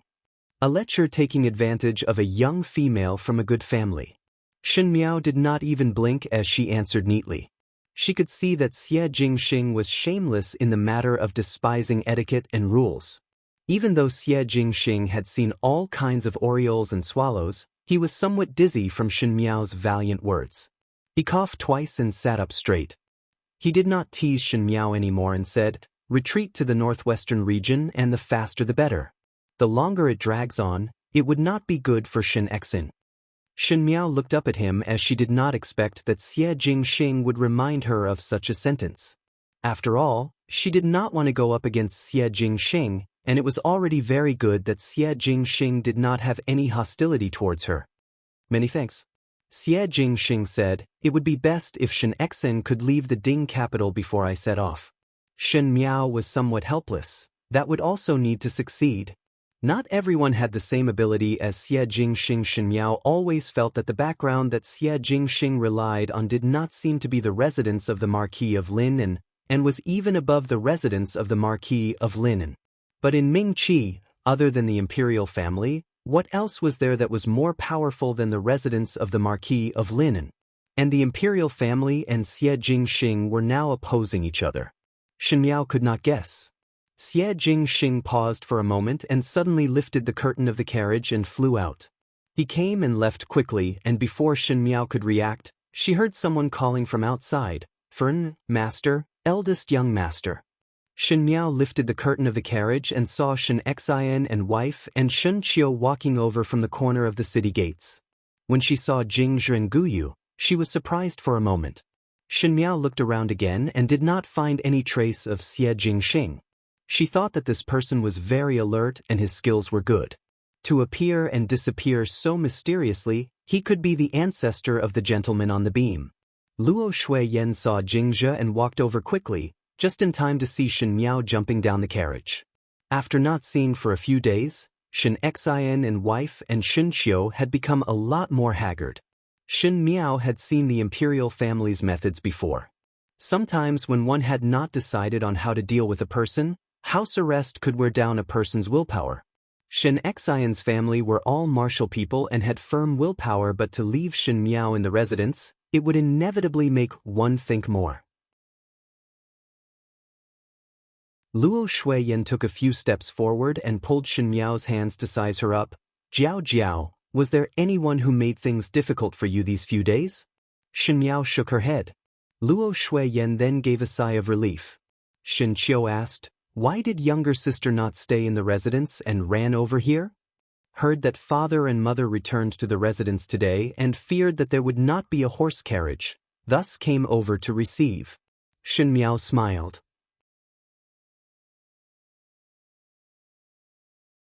Chapter 406. Shen Xian moved his lips, wanting to say something, but in the end he didn't say anything. He knew that there were a lot of people watching the show, and Shen Miao's action was to avoid the eyes and ears of others, and it was very considerate. It was just that he had promised to protect his wife and child, but now his tiger tally had been snatched away by someone else. How could he not feel depressed? He silently boarded the carriage, and Luo Shuiyan did not want Shen Miao to worry, so she also pulled Shen Miao into the carriage. Jingzhe and the rest sat in the carriage at the back, and there was only Shen Miao's family in the front carriage. "Mother, what did His Majesty say?" Shen Miao asked. Luo Shuiyan hesitated for a moment, then smiled and said, "It's nothing. It's just a misunderstanding." Shen Miao said, "The tiger tally was taken away. How can it be a misunderstanding?" Shen Qiu was surprised for a moment and subconsciously looked at Shen Exin. Having the tiger tally taken away, the one who was the most angry should be Shen Exin. He also did not know where the mistake was. The only possibility was that there was a problem within the Shen family's army, otherwise who would know about the matter of disobeying orders and massacring the city? Actually, there is nothing wrong with the tiger tally being taken away. Luo Shuiyan tried to comfort Shen Miao as she was afraid that Shen Miao would feel uneasy. He said, "Even without the tiger seal, we can still fight. Your father is still a general. We will be the same as before." Shen Miao's eyes hung down as Shen Xian and Shen Qiu looked at her worriedly. In the past, Shen Miao was somewhat arrogant and willful, but that was because she had the backing of the formidable great general.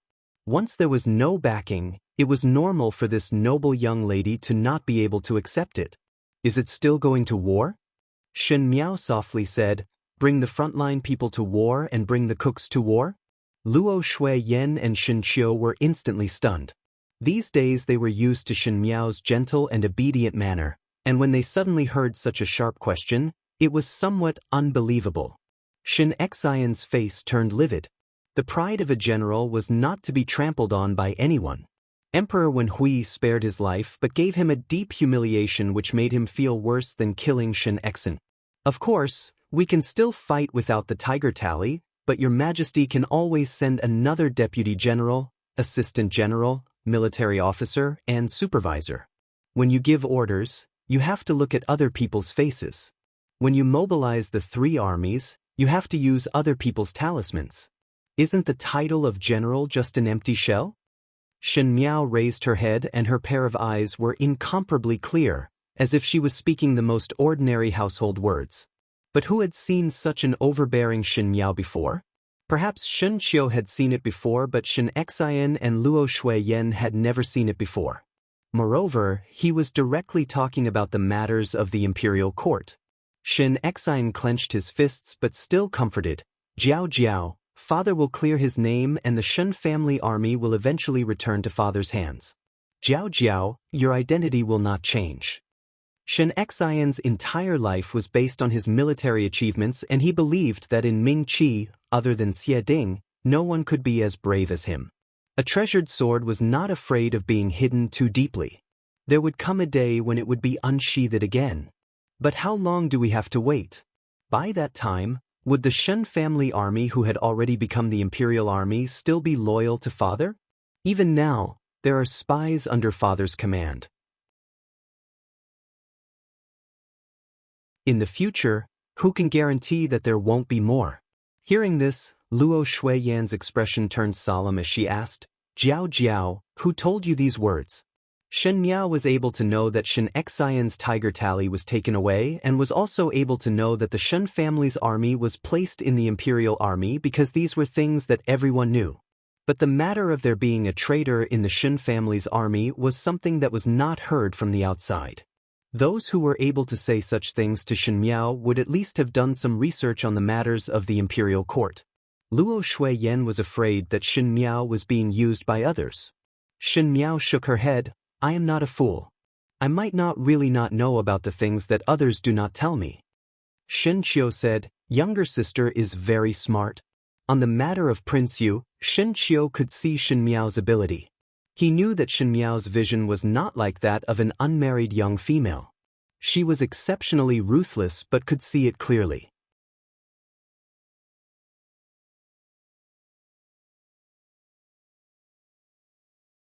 Chapter 407. It was rare for Shen Qiu to say such things, so Shen Xian frowned and asked, Jiao Jiao, what exactly do you want to say? Since the Shen family army is no longer ours, then there is no need for the Shen family army. How about giving up? Shen Miao's words were shocking. Jiao Jiao. Luo Shuiyan stopped her words and suddenly felt that her tone was too harsh and quickly softened. The Shen family army was brought up by your father and there are countless of subordinates. How is it easy to say to give up? It is because of the friendship of comrades on the battlefield. Impossible. Then what is father prepared to do? Shen Miao asked back. Continue to endure silently like this? Enduring silently might be able to wait for a good opportunity, but if one were to be suppressed by others, at the end there would be nothing left. Shen Xian stared at Shen Miao, as if he had never known this daughter of his before. There was a thoughtful expression on his face as he asked, what does Jiao Jiao think should be done? The east side is not bright but the west side is bright. Shen Miao's eyes were astonishingly bright. Father can lead the Shen family army well, why not lead other armies well? Shen Xian was surprised for a moment before he laughed and caressed Shen Miao's head, as if Shen Miao's words made him much happier. He said, indeed a young lady that has not grown up. In this world, how would there be so many soldiers for others to lead? At the end, there was a faint sadness in his words. The Shen family army was like a child that Shen Xian had raised up and now the pain of losing a child, how could words be used to describe it? Shen Miao smiled faintly, then, what about the Luo family? Shen Xian's smile abruptly stopped. Luo Shuiyan and Shen Qiu thought of something at the same time and their eyes landed on Shen Miao. Shen Miao said unhurriedly, in Wei's hands, there is still a group of scattered soldiers. Even though it cannot be compared to the previous Shen family army, There are still a lot of them. If slowly trained, it may not be the next Shin family army? Luo Shuiyan's maiden family. The Luo family was a family of generals, but it was a declining family of generals. It was true that there were soldiers under them, but after Shin Xian was stationed in the northwestern region, the Luo family soldiers in the Shaochun city disarmed and returned to the fields. Even though they still had the name of soldiers, they took the rations and did not do anything. After so many years, they were no different from ordinary people. How can this be? The Shen family had been loyal to the monarch for so many years, and serving the monarch was an instinct. Shen Miao's words could even be said to be disgraceful. Keeping his own soldiers in a place unknown to the emperor. Luo Shuiyan said, "Jiao Jiao, this is not a joke." She did not know how to explain to Shen Miao how taboo the imperial family had towards the generals who held the army. Shen Miao was just a young lady, so how could she understand? It was Shen Qiu who spoke very little that opened his mouth. Younger sister wants to use the Luo family's army to replace the Shen family's army? It cannot be considered as a replacement. Shen Miao gently smiled. It is just that father is a general after all and cannot have no one by his side. Naturally there must be followers.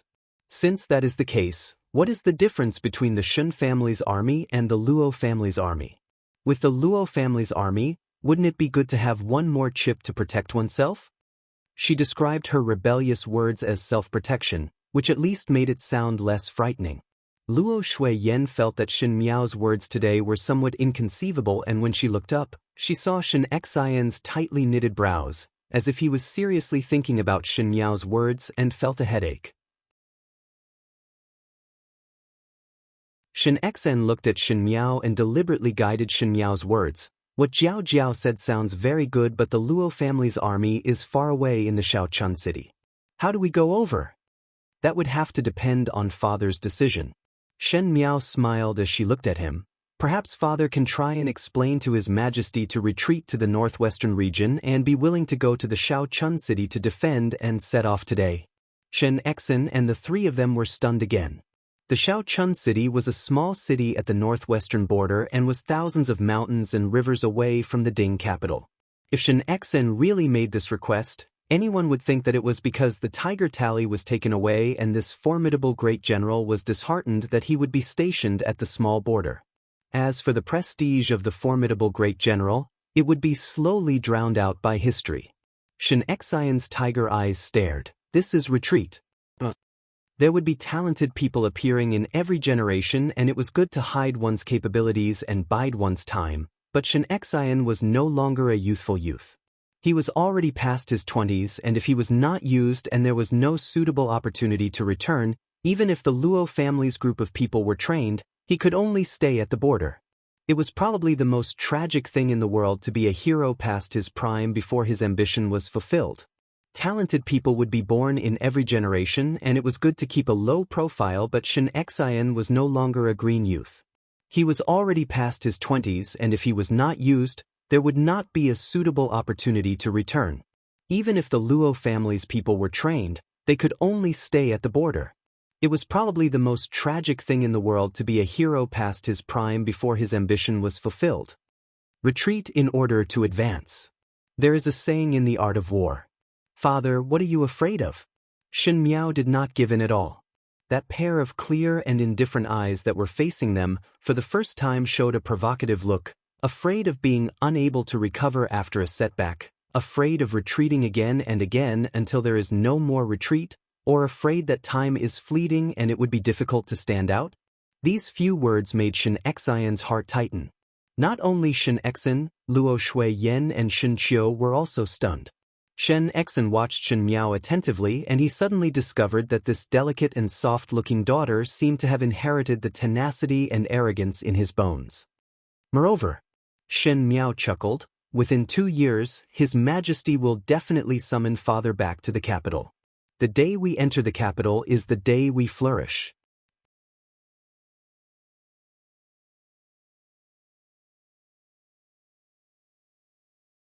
Chapter 408. The lights in the western courtyard of the Shen residence were also brightly lit throughout the night.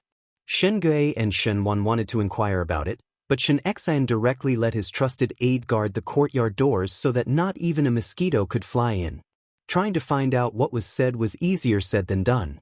In the room, Shen Qiu poured a cup of tea for Shen Miao and said, "Younger sister, speak slowly."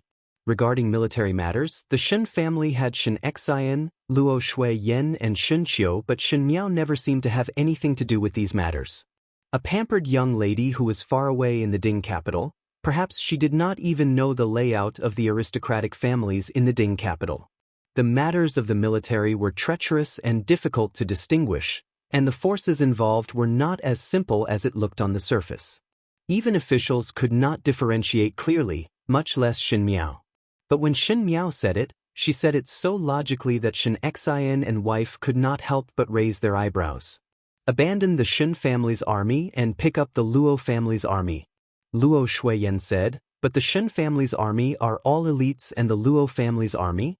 Speaking of the troops that her father had led before, Luo Shuiyan was somewhat sad. How can it be compared to the Shen family's army? Although the Luo family army is scattered, it is important to be clean.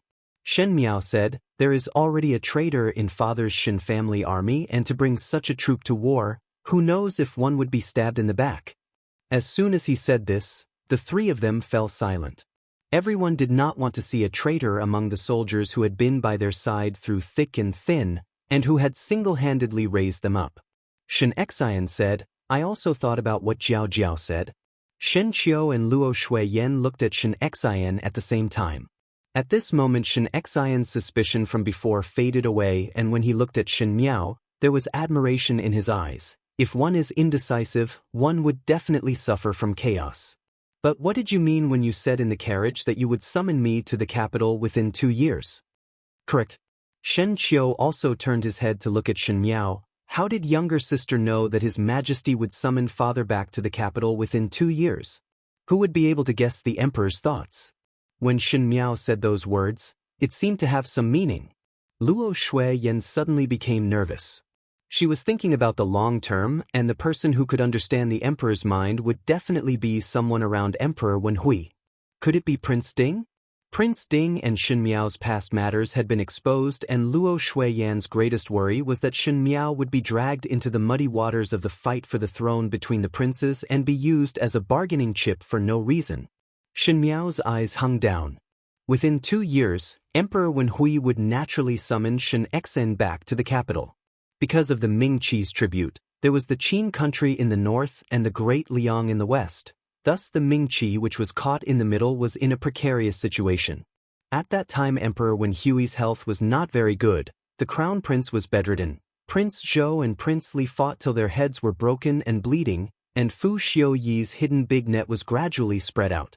Shen Xian was a loyal general and would definitely be used by Emperor Wenhui to deter the enemy countries. Just like in the previous lifetime, even if the imperial family was still suppressing the Shen family's army at that time, they still left a line, and Shen Xian would be squeezed dry by the imperial family to the last drop of oil. It was just that these words could not be said to the outside. Shen Miao gently smiled as she faced the different gazes of the few people. "I only had a very realistic dream." In the dream, within 2 years, father would make a comeback and the formidable great general's name would not be disgraced. These words were actually somewhat perfunctory, but Shen Miao said it gently, and her pair of eyes were so clear that even if one did not believe it, their heart would soften by half. Whether one could be recalled back to the capital within 2 years, this was something that no one could say clearly. But whether it was 1 year, 2 years, or 3 or 4 years, it was indeed the best way to retreat to the northwestern region at this moment. Not only was it to make a comeback, it was also because the fight for the throne was currently at an intense time. If the Shen family were to stay in the Ding capital, even if they did not have military power, they would still be implicated. It was this logic to retreat bravely in the face of a crisis. Before achieving success, one must first protect one's family.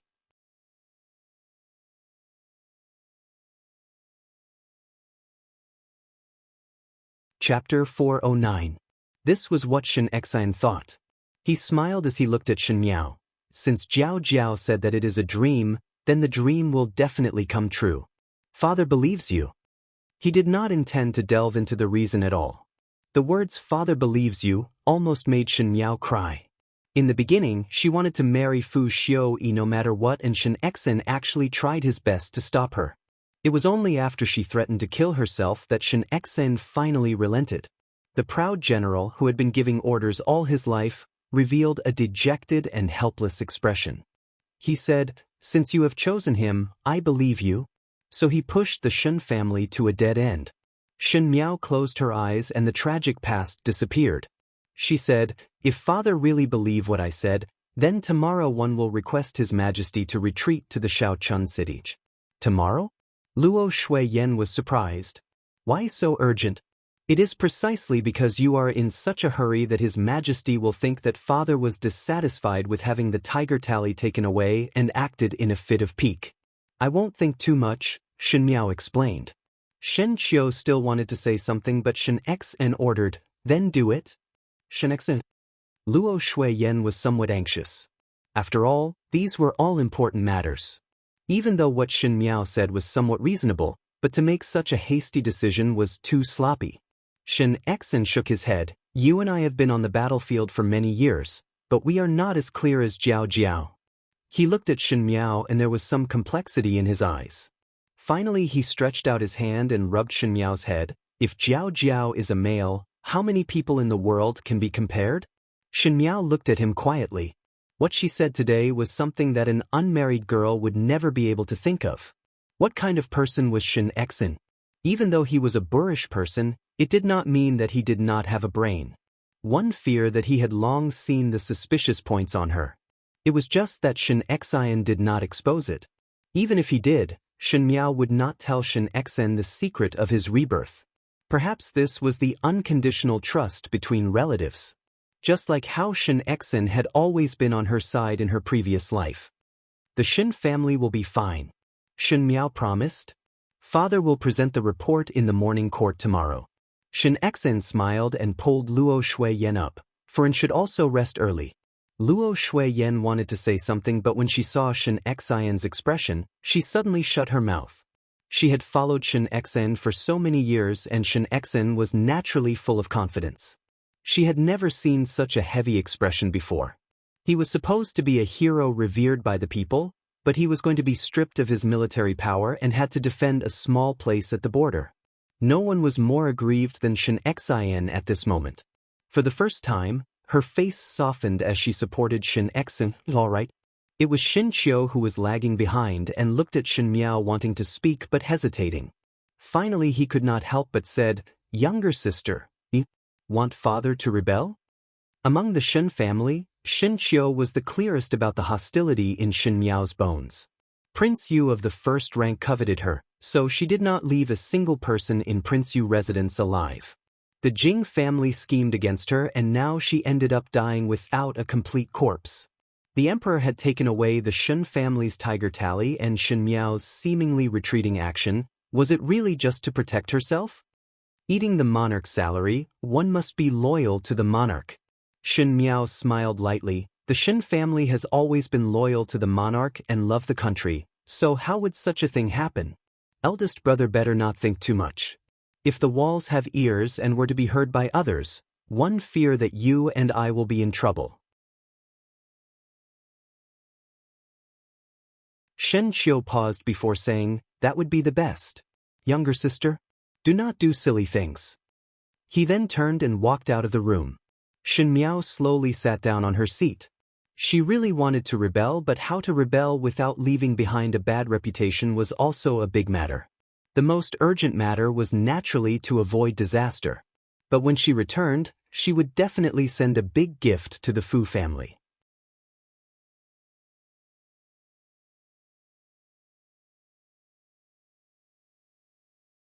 Chapter 410. One could only hope that the Fu family could swallow it. The matter of Shen Xen being stripped of his military power was lively for a day in the Ding capital, and on the second day, it was covered by new rumors. There were new things happening in Mingqi every day and such a scene was not new. But on the second day, it was still Shen Xen's matter that was being discussed in the streets and alleys. It was said that on the second day after the formidable great general Shen Xian's military tally was taken away, he handed a memorial to Emperor Wen Hui in front of all the civil and military officials, proposing to bring the remaining frontline troops and the scattered Shen family guards to retreat to the Shaochun city. The once illustrious great general was going to defend a small place at the borders. Others felt that it was inconceivable, and Shen Xian himself felt even more aggrieved. To feel aggrieved but to take the initiative to submit a memorial, it was obvious that he was dissatisfied with Emperor Wen Hui's punishment and made the decision in a fit of pique. The storyteller in the restaurant explained the matter clearly and logically, saying that Emperor Wen Hui's expression changed on the spot in the throne room and through the memorial at Shen Xian's face. One did not think that Shen Xian was still stubborn and stubbornly requested to retreat to the Shaochun city. Would the emperor tolerate one's pique? Even if one had great meritorious service, it would be useless. Did you not want to retreat to the small place at the borders? Very good. Then you go and defend. Thus the entire Ding capital knew that the formidable great general would be leaving the capital for the Shaochun city tomorrow. Almost everyone in the restaurant was talking about the matter. Some people felt that Shen Xian did the right thing. The formidable great general had become a commander without an army and would be aggrieved to stay in the Ding capital. It was better to go far away and avoid getting tired of it. Some people, however, felt that Shen Xian was held up too high and did not know the immensity of heaven and earth. It was obvious that he had deceived the emperor first and was lucky to keep his life, but he still dared to throw his face at Emperor Wen Hui. If it was not for Emperor Wen Hui's benevolence, if it was another ruler, one feared that he would have given a heavier punishment. In Kuai Huolu, Jiu Shu held his chin and looked at Gao Yang. What do you think this Shen Xian's intention is? To abandon the Shen family's army in the Ding capital? If that is the case, then one really have some boldness and is not a reckless martial artist. Gao Yang sighed. To retreat bravely in the face of a crisis, not everyone can do it. After drinking a mouthful of tea, Gao Yang then said to Xie Jingxing, who was silent at the side, "Why are you not speaking?" Xie Jingxing was interrupted and recovered to look at both of them. The Shen family moves too fast. Fast? Jiu Shu was somewhat puzzled. Xie Jingxing played with the teacup in his hand as a faint smile appeared on his lips. Pointing out a path to Shen Miao was to let the Shen family have a way out, but one did not expect that the Shen family's hands and feet would be so fast. He had just been stripped of his tiger tally yesterday, and today he went to the imperial court to ask for permission to withdraw. Shen Xian was a person who sought stability, and to be able to make Shen Xian make such a choice in such a short period of time, Shen Miao must have said something to him. Emperor Wen Hui let Shen Xian pack up and leave the capital. On the surface it was to embarrass Shen Xian, but he did not know that his thoughts were completely seen through by a little girl from the Shen family. If one knew about it, one did not know what kind of feeling one would have in one's heart. Xie Jingxing had a feeling that in this game of chess in Mingqi, Shen Miao would perhaps occupy a position that could lift something heavy as if it was light. It was just that. For him who was about to leave the capital, this did not have any meaning. "You Shu will leave the capital with me," he said. "Gao Yang, I will leave the rest to you." Jiu Shu touched his nose and showed some excitement. "All right. Third older brother Xie. The pastries that the chefs here make are just too unpalatable. It is still third older brother's chefs that are good. At least one do not need to starve." Gao Yang rolled his eyes at him and said coldly, "The entire Ding capital has been eaten by you. Since when do you starve?" Finishing, he changed into a serious look and said to Xie Jingxing, "Do not worry. Leave this to me."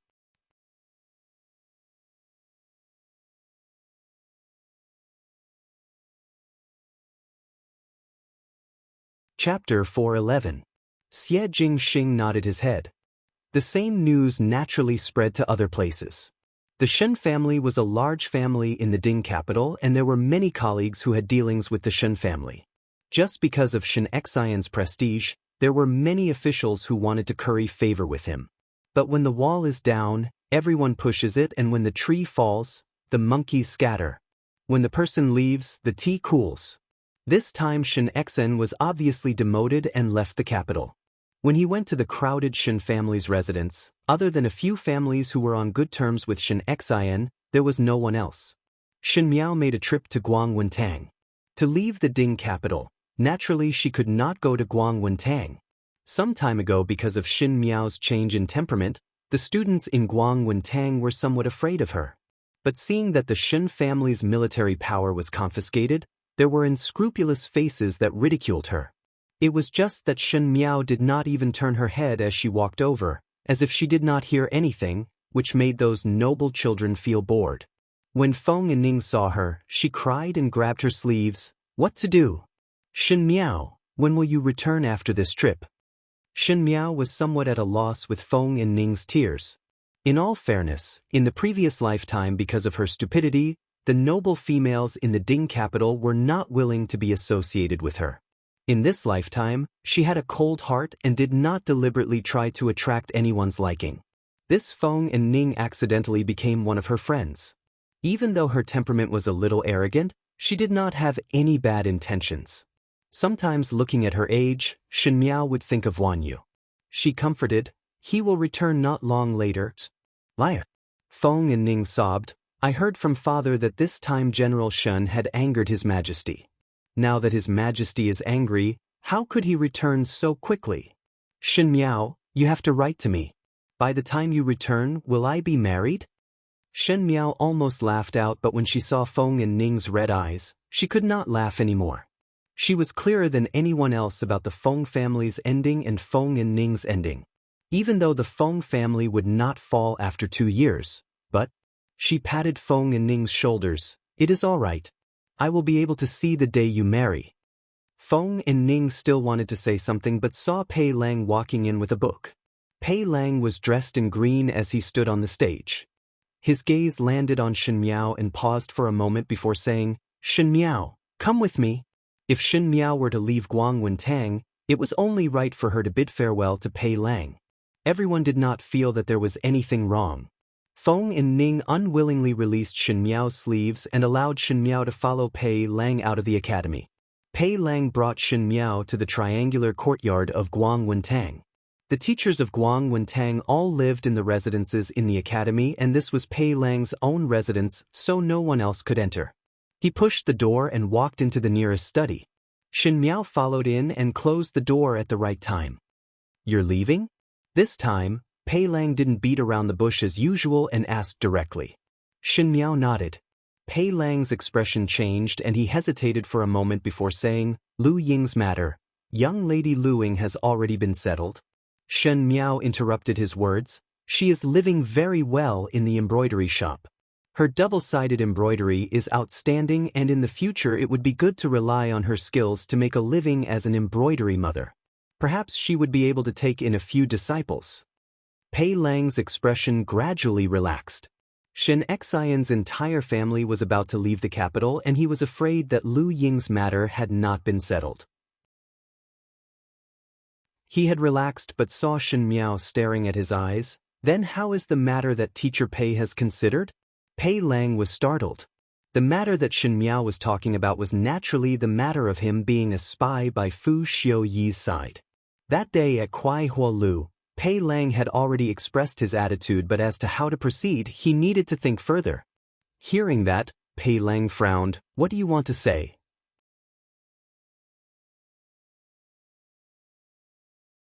Chapter 412. 2 years.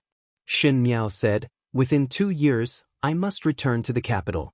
At that time Teacher Pei must become His Highness Prince Ding's aide and the most dependable one. Pei Lang smiled, but there was some anger in his smile. Shen Miao, aren't you overestimating me? I am just a poor scholar and do not have anything. Even if I managed to sneak into His Highness Prince Ding's side, how would I be able to obtain the most dependable reputation? Teacher need not belittle yourself. Teacher is a 1,000-li horse, and naturally there will be Bo Lu who appreciates you. Shen Miao smiled gently. If one is not a 1,000-li horse, one must see oneself as a 1,000-li horse in order to let Bo Lu appreciate. She lowered her voice and looked at Pei Lang provocatively. If Teacher cannot do it, you guess how about I tell the story of Prefectural Magistrate Pei's residence to young Lady Lu Ying and say that the person who made me do all these was Teacher? Does teacher think that young Lady Lu Ying would be moved to tears? Pei Lang was flustered. Shen Miao's words were clearly a threat, threatening that if he could not be Fu Xiuyi's left and right arm, then she would tell Lu Ying about these things. Lu Ying already had resentment towards the matter of that year, and if she was told that he was the one who arranged it, Lu Ying might return to Bao Xiang Lu in a fit of anger. Pei Lang said, "I have never seen such a vicious and cunning female like you." The young female in front of him did not have any difference in age and would not respect him as a teacher. Pei Lang even had an illusion that Shen Miao was always suppressing him.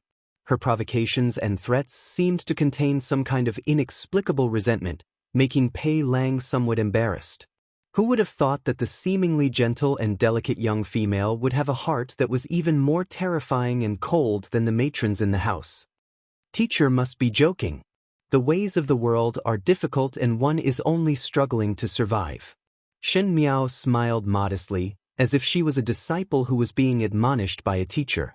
Her hands quietly took out an item from her sleeves and reached into Pei Lang's sleeves to hand it over to him.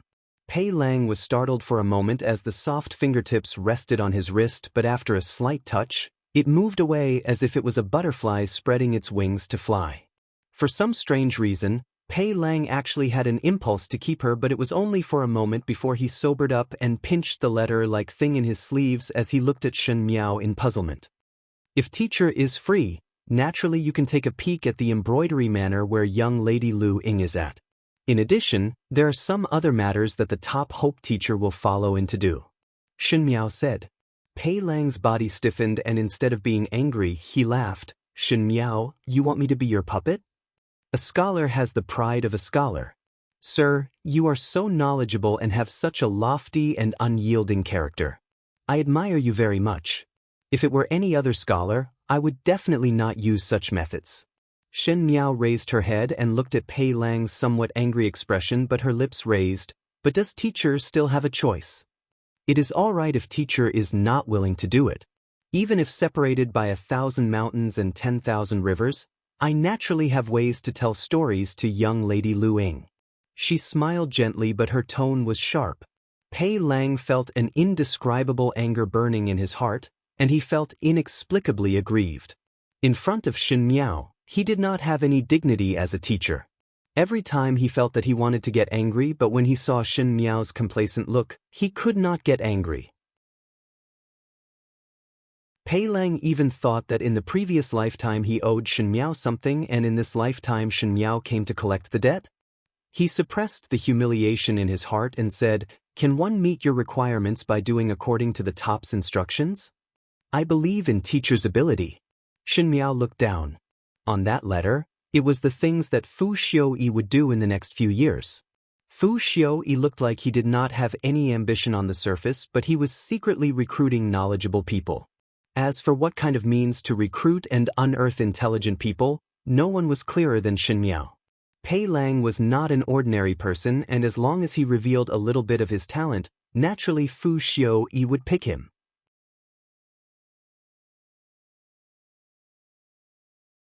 Chapter 413. And to get Fu Xiuyi's attention, one needed to plan step by step. In the entire letter, Shen Miao did not mention what she wanted Pei Lang to do and only told Pei Lang about the opportunity to get close to Fu Xiuyi. How to get Fu Xiuyi's trust would depend on what Pei Lang did. This was also the greatest trust that Shen Miao could give to Pei Lang. In the previous lifetime, Fu Xiuyi and Pei Lang were on the same boat, and now she was the first to discover this horse and even left a mark on it. She also let Fu Xiuyi have a taste of being betrayed by a close person. She swept a glance at Pei Lang and her heart suddenly felt somewhat apprehensive. The matter that was instructed was done, and she did not want to speak more with Pei Lang before turning around to leave. Shen Miao. It was Pei Lang who called out to her. He hesitated for a moment before finally spitting out 2 words, "Take care." Shen Miao was somewhat surprised but only lightly said, "Many thanks," before leaving. Only Pei Lang was left standing at the same spot, and his eyes were somewhat complicated as he stared at Shen Miao's back. When Shen Miao left Pei Lang's courtyard, she saw a soft white dumpling standing in the garden outside the academy. When he saw her, his eyes lit up as he ran over and cried out in surprise, Older Shin sister. Su Minglang rolled over like a dumpling. Shin Miao. In fact, Su Minglang was already over 10 years old this year, but one did not know if it was because the Su family had raised him too well that he was different from Su Mingfeng's mature older brother. Su Minglang looked more childish than a 5 or 6-year-old child. He ran a few steps before panting. Shin Miao walked in front of him and held his plump arms. What is the matter? Older Shin sister, you are leaving? Su Minglang puffed and puffed for a while. Can I obediently wait here for you to return? Shin Miao was stunned for a moment. When everyone here knew that Shin Xian was going to the Shaochun city, the first thing they said was, when will you return or will you not return? Everyone felt that once Shin Xian left, perhaps he would stay in the Shaochun city forever. Su Minglang's first sentence was to wait for her return, as if he was certain that Shin Miao would definitely return to the Ding capital. Shin Miao found it interesting and tapped his forehead before deliberately teasing him. Who said that I will definitely return? Perhaps I will not return. Will not. Su Minglang raised his head and vowed, older sister will definitely come back. Shin Miao tilted her head and looked at him. When Su Minglang said those words, his eyes were firm and there was no trace of doubt. She asked, why are you so sure? Older brother Xie said that in less than 2 years, you will definitely come back. Su Minglang said excitedly. Brother Xie? Shin Miao's mind turned. Xie Jingxing? Even though father and eldest brother felt that after eldest sister's family left, they did not know when they would return. Father also said that General Shen had angered His Majesty this time, and one fear that His Majesty would not recall General Shen in this lifetime. Su Minglang's childish words carried no harm and did not pay attention to whether his words would hurt Shin Miao or not. He only cared about himself and said, but when older brother Xie came to see eldest brother, he told eldest brother that General Shen would definitely return to the capital within 2 years. Xie Jingxing could actually guess her thoughts so accurately? Shin Miao's heart was somewhat frightened. Even though older brother Xie is a bad person and bullied me, bullied my eldest brother and bullied my father, but the words that he said were all true. This was the first time Su Minglang spoke so quickly, as if he was trying to prove something as he continued. He said that you will come back, then you will definitely come back? Older sister Shin, you will come back, right? As he spoke, his eyes were filled with hope. Shin Miao suddenly thought of Fu Ming and her heart softened as she smiled. What he said is right. I will come back. That is great. Su Minglang jumped up and said word by word with his short fingers, then I will wait here for older sister to come back. When older sister comes back, I will treat older sister to candied haws, small dough figurines, steamed sugar cakes. Shin Miao could not help but laugh again. When she was together with Su Minglang, it seemed that some of the hazy emotions would be swept away in an instant. It was as if time had become carefree. She said, you just listen to your father's words. It is just that. Regarding the matter of me coming back, the words that you said to me today must not be said to other people. If other people were to hear these words, they would parrot the crowd, and when it was passed to Emperor Wen Hui's ears, he might be able to detect some clues. It was fine if there was only one person in this world who knew the thoughts in her heart, but if there were too many people who knew, it would not be good. Su Minglang saw Shin Miao's solemn expression and immediately said obediently, understood. I only told older sister and will not tell others. He then whispered to Shin Miao, older sister Shin, but you cannot tell this to older brother Xie. It was me who eavesdropped. If older brother Xie knew that I eavesdropped, he would beat me up again. In the eyes of the second young master of the Su family, the elegant and noble little marquis of the Xie family was an out-and-out black-hearted bandit. Shin Miao said, all right, I will not say.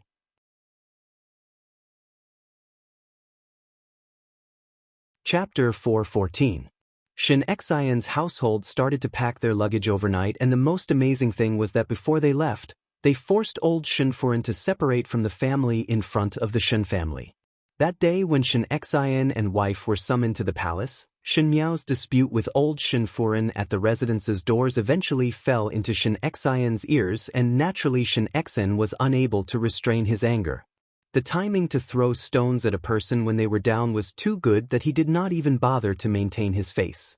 Luo Shuiyan was even angrier at herself for being blind and treating this family of hoodlums with sincerity. Even though Shen Xian's military power was taken away, he was still a courageous person. When he was really stubborn, even 9 bulls would not be able to pull him back. The clan head would not be able to rush over, but the clansmen would still be there. Before old General Shen left, he hoped that this family would live in harmony, but at the end it still fell apart. Old Shunfuren brought out the skills that she had when she was a songstress in the marketplace and occupied more than half of old General Shen's residence and fields. Shen Miao did not stop this at all. After so many years, because it was not managed well, those shops and fields were not as pleasing as before, and it would be a burden to keep them by one side. Moreover, they were about to go to the Shaochun city, and these things were useless. Shen Xian was not lacking in money, as the emperor had bestowed a lot of rewards every year. Old Shunfuren originally thought that in the public accounts books, the whereabouts of Shen Xian's money had already been cleared clean, but did not know that at the last moment, Shen Miao actually found another account book from who knows where. It clearly stated the money that Shen Xian had handed over to the government all these years, as well as the money that Shen Xian had supplemented himself. In front of the clansmen, these could not be denied, and no matter what, old Shunfuren had to spit out some. Shen Miao's thoughts were simple. No matter how much she could get back, even if Shen Xian and Luo Shuiyan did not even bother to look at these worldly possessions, it was good to disgust old Shunfuren. Old Shunfuren was really disgusted, to the point of falling sick, and Chen Roqiu was very angry in her heart. Now that Ren Wanyun did not care about the matter and she was the one managing the household, there was not enough money, and Shen Xian even took back a portion of it.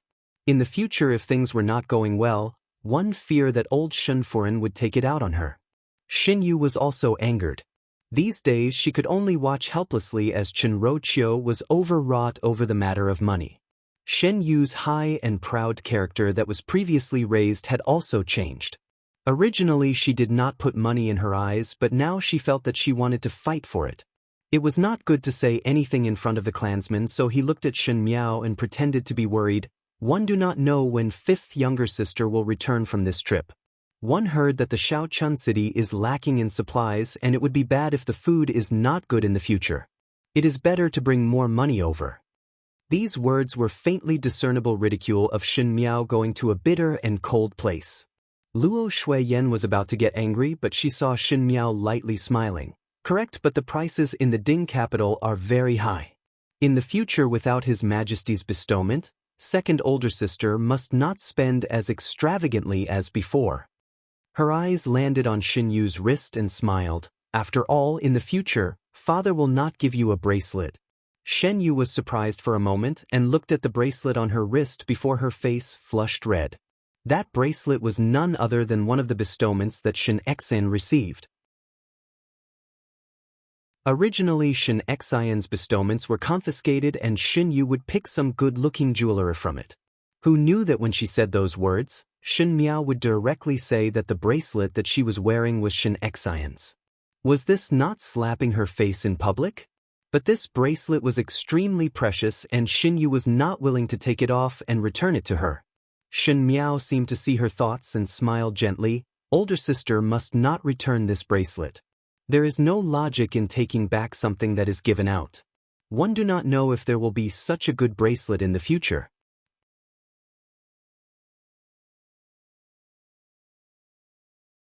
Chapter 415. At this moment, even Shen Wan, who was standing at the side without saying anything, had an ugly expression on his face. The meaning of Shen Miao's words was that it was impossible for Shen Wan to obtain such a good reward based on his own ability. Shen Wan would never be able to reach Shen Xian's level in his entire life. He pulled down his face and looked coldly at Shen Miao before saying to Chen Roqiu and Xin Yu, "Go back." He did not look at Shen Miao again before leaving. Since Shen Xian had already left the capital and his military power had been confiscated, there was no longer a need to put on an act of pretending to be brothers. Shen Wan would never look at those who did not have any value. Shen Gui also cupped his hands toward Shen Xian with some pride and said, "Eldest brother, this younger brother will withdraw first." The figure that brushed his sleeves and left seemed to have some arrogance. When Wan Yinyang saw this, she quickly pulled Shen Dongling and followed up. She had been acting like a little girl for decades and did not change because of the changes in Kaiyan Yuan. Shen Gui was a person who could not keep his cool, and in his career, he relied on flattery to climb up. In terms of talent, he could not compare to his son Shen Yuan, and in terms of temperament, he was not as tenacious as Shen Wan. He was also heartless, and as long as he obtained a bit of sweetness, he would forget the bitterness he had suffered and was nothing to be feared. Shin Qiu was so angry that he said, "What kind of people are they?" Shin Miao gently smiled but did not answer. Not to mention Shin Wan and Shin Ro Qiu, but for Shin Gui's branch, within 2 years, Shin Yuan Bo would die from smallpox. Shin Gui had already been drugged by Ren Wan Yun and would not be able to have any more children in this lifetime. So what if he had money, power, and beauties? He didn't even have anyone to inherit his family business. There were 3 ways to be unfilial, and having no descendants was the worst. At that time, old Shen Furen would only urge her 2 sons to quickly spread the branches and leaves. Did Shen Ro Qiu think that she would be able to sit back and relax? Evil people will be tortured by evil people. Leave this mess to the Shen family and let them clean it up themselves. When the matter of Shen Xian retreating to the Shaochun city reached Prince Ding, Fu Xiuyi's ears, Emperor Wen Hui had already approved it. At this time, Fu Xiuyi naturally could not say anything else. The more he said, the more suspicious it would be. It was just that Shen Xian's sudden appearance made him feel strange. He could see clearly that after so many years, even though Shen Xian was a martial artist on the surface, he was not an impulsive person. Even if he was indignant that his tiger tally had been taken away, he would not have hurriedly submitted a memorial and left the capital the next day. Involuntarily, Fu Xiuyi remembered what Xin Yuan had reminded him before. "Your Highness, don't underestimate my 5th sister." But at that time, Fu Xiuyi did not take this sentence to heart. But now, for some reason, it resurfaced in his mind again. For Shen Xian to suddenly make this decision, could it be that Shen Miao was adding fuel to the fire? But how would a pampered young lady of the Ding capital take the initiative to go to such a cold place like the northwestern region? Fu Xiuyi sensed that something was wrong, but he could not tell what was wrong. He only felt that things should not develop like this. The advisor beside him asked, "Your Highness, are you worried about the formidable general?" Even though there was a change in the situation, but the Shen family's army had already dispersed and the tiger tally was taken back, so the formidable great general's role was not much. "Your Highness can rest assured and show off your skills." Fu Xiuyi recollected his thoughts and lightly responded. Even though Shen Xian had deviated from his plans, he was after all not an important chess piece. If it was an important chess piece, in the beginning when Shen Miao was in love with him, he could be used. But one did not know what happened afterwards, and that little bit of love dissipated, making him lose the opportunity to pull the Shen family onto his boat. But it was considered as a sigh of relief. If he really married Shen Miao, even if he had the Shen family's military strength, he would still be ridiculed by everyone. Fu Xiuyi was extremely proud in his bones, so how would he allow himself to have such a stain? Now those hypotheses were scattered along with Shen Xian's family leaving the capital. He said, "Go and recruit more people these days."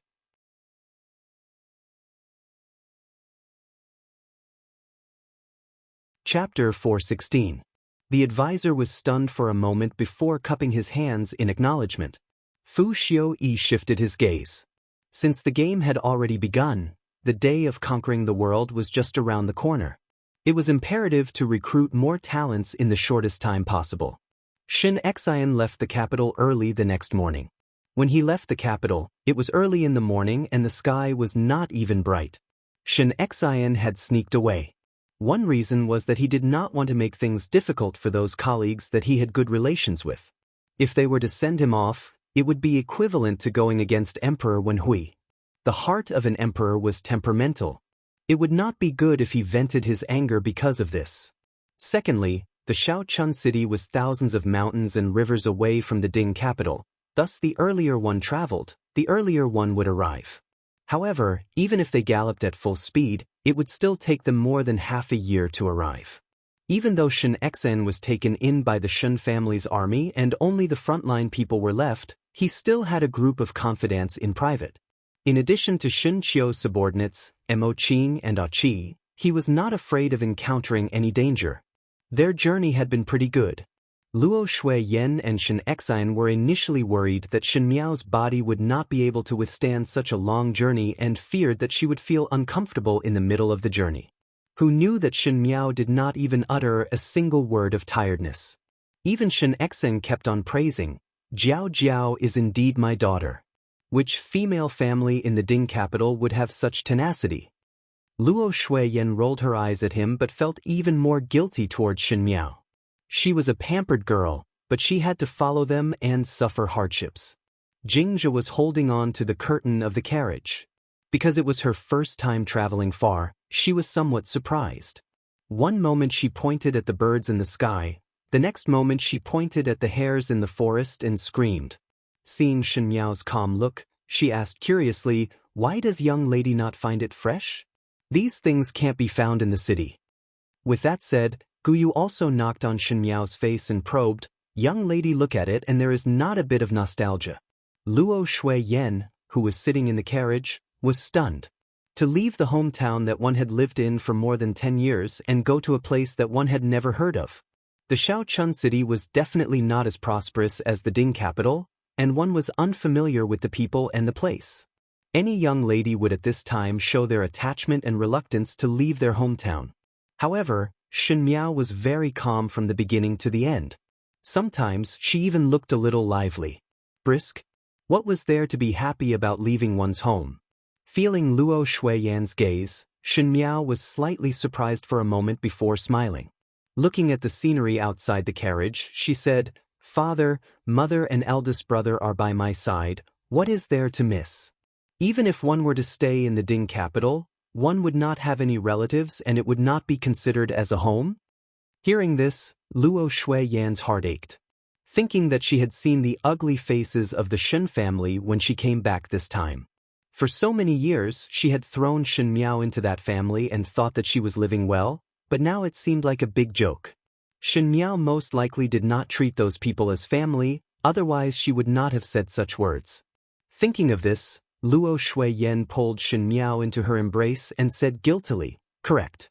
In the future Jiao Jiao will be together with father, mother and eldest brother. No one would dare to bully you." Shen Miao nestled in Luo Shui-yan's embrace and lowered her eyes to hide the trace of coldness in them. How could this be the first time he had to leave his hometown and travel alone? In her previous life, when she went to the Qin state as a hostage, the mountains were high and the rivers were long. When she brought along her trusted maids, how many of them died in foreign lands? The scenery at that time was just like now. It was obviously very blurry, but one could clearly remember the feeling of that moment. From the Ding capital to the Qin country and from the Qin country back to the Ding capital, both roads were very bleak. It was a pity that she thought that she was doing it for the sake of righteousness and for the common people of the world, but did not know how ridiculous and lame she was in the eyes of everyone.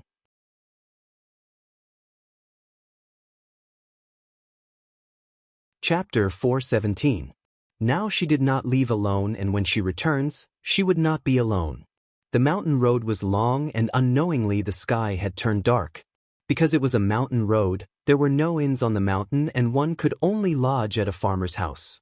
Fortunately, that farmer's family had a warm-hearted temperament and warmly received everyone. They even cooked a lot of food and wine. Because they had to hurry on with their journey, Shen Xian and the rest did not dare to drink alcohol as they were afraid that drinking would cause trouble and delay the next day's departure.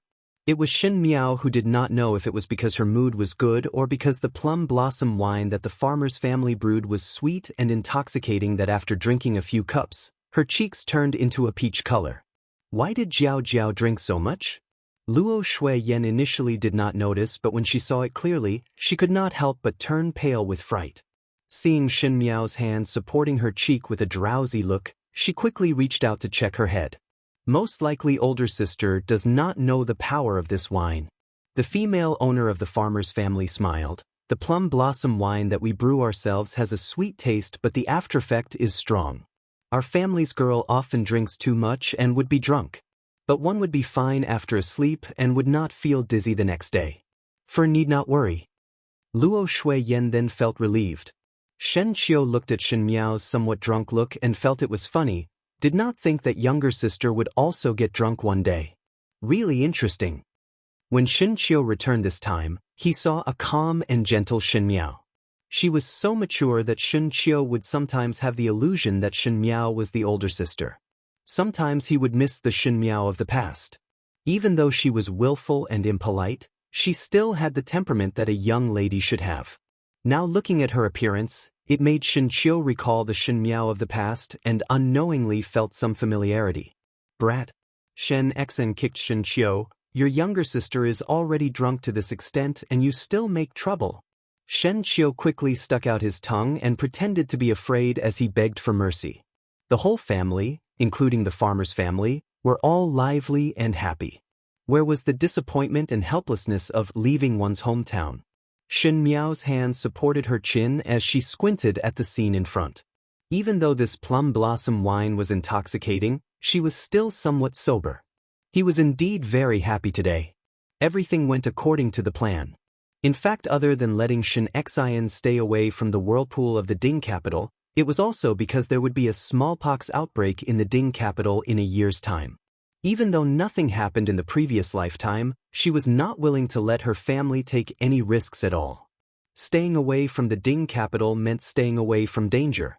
Even if he wanted revenge, he had to protect his family first. The lively dinner lasted until late at night before dispersing. The enthusiastic owner of the farm arranged enough rooms for the few of them. Originally Luo Shui-yen wanted to share a room with Shen Miao, but Shen Miao insisted on staying in the room next to the wall of the farm and even had to sleep alone. It was a separate room and it was far away from the others. If they moved in, they would be separated from Luo Shui-yen and the others.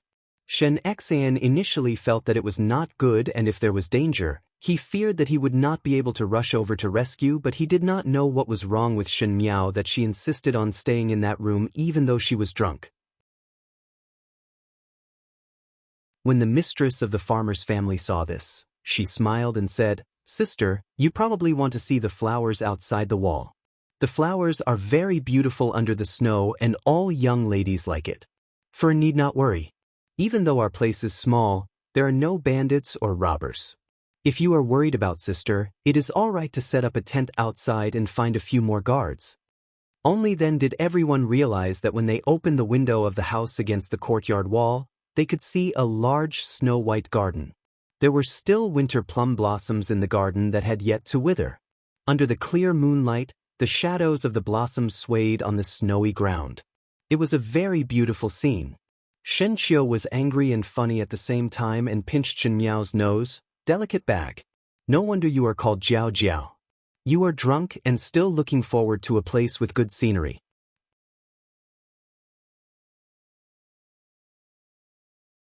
Chapter 418. Luo Shui-yen hit down Shen Qiu's hand and said angrily, "Do not move around." She then looked at the somewhat confused drunk Shen Miao and shook her head, "Not willing to sleep with me and still want to sleep at such a far place. Let Mo Qing, Qi and the rest set up a tent outside the courtyard for the night. Jingzhi and Guyu will come out after serving young lady to change." This farmer's house was not like the previous residence in the Ding capital as there was a bedroom and an outer room that allowed Jingzhi and Guyu to sleep on the small couch in the outer room. Luo Shui-yen and Shen Xen were not harsh people and there was no reason for Jingzhi and Guyu to sleep on the floor to serve Shen Miao. Thinking that this farmer's house was not big and with Qi, Mo Qing and the rest guarding outside, there would not be any problem. Jingzhi and Guyu helped Shen Miao to change her clothes and washed her face before leaving the house. Mo Qing, Qi and the rest who had set up the tent in the courtyard also prepared to take turns to keep watch. Jingzhi and Guyu went up to warn them again before leaving. In that beautiful little room, there was only Shen Miao left alone. And Shen Miao, who was supported by Jingzhi to climb up the couch, suddenly climbed up from the couch. The aftereffects of the plum blossom wine finally surged up at this moment and Shen Miao's clear eyes were in a state of chaos. She swayed as she stood up and wanted to walk towards the window, but she stumbled and almost knocked into the corner of the table and fell down. In the darkness, a pair of strong arms held her up and one could vaguely smell the faint fragrance of the other party. A familiar voice sounded beside her ears with a hint of ridicule, actually pouncing onto another's body. Shin Miao took the opportunity to wrap her arms around his waist to make herself stand more stable but did not realize that this action of hers made the latter's body stiffen. After a moment, there was a cheech sound and a flame sprang up. That person did not know where to find a match and lit the oil lamp in the room. The windows of the farmer's house were all wooden carvings. Those were real wooden carvings and there was not even a layer of white paper. Even if there was a lamp in the room, one would not be able to see it from the outside.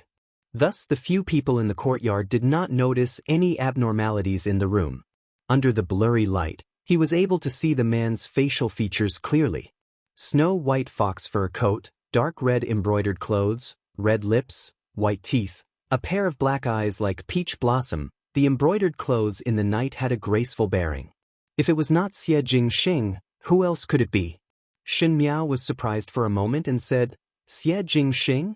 When she said this, her body became heavy and she accidentally leaned against Xie Jingxing, almost hugging him.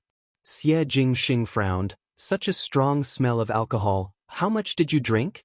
He looked at Shin Miao and said with some disdain, "I sent you off with good intentions, but who knew that I would meet a drunkard? You're the one who's drunk." Shin Miao immediately retorted, "All right, you know me and still talk back to me. It seems that you are not drunk," Xie Jingxing said as he helped Shin Miao to the couch. Then, he brought the lamp closer to him. Under the dim light, Shin Miao was wearing a plain white inner garment and her hair was disheveled as she looked over ignorantly. It was completely different from her usual astute and calm appearance, and she really had the appearance of a delicate and pitiful young lady. Xie Jingxing thought for a moment and finally could not hold it back and fiercely pinched her face. Shin Miao glared at him angrily. It was rare to see her with such a childish look, and Xie Jingxing felt that it was interesting. He only thought that Shin Miao was drunk, and as the saying goes, wine spits out the truth.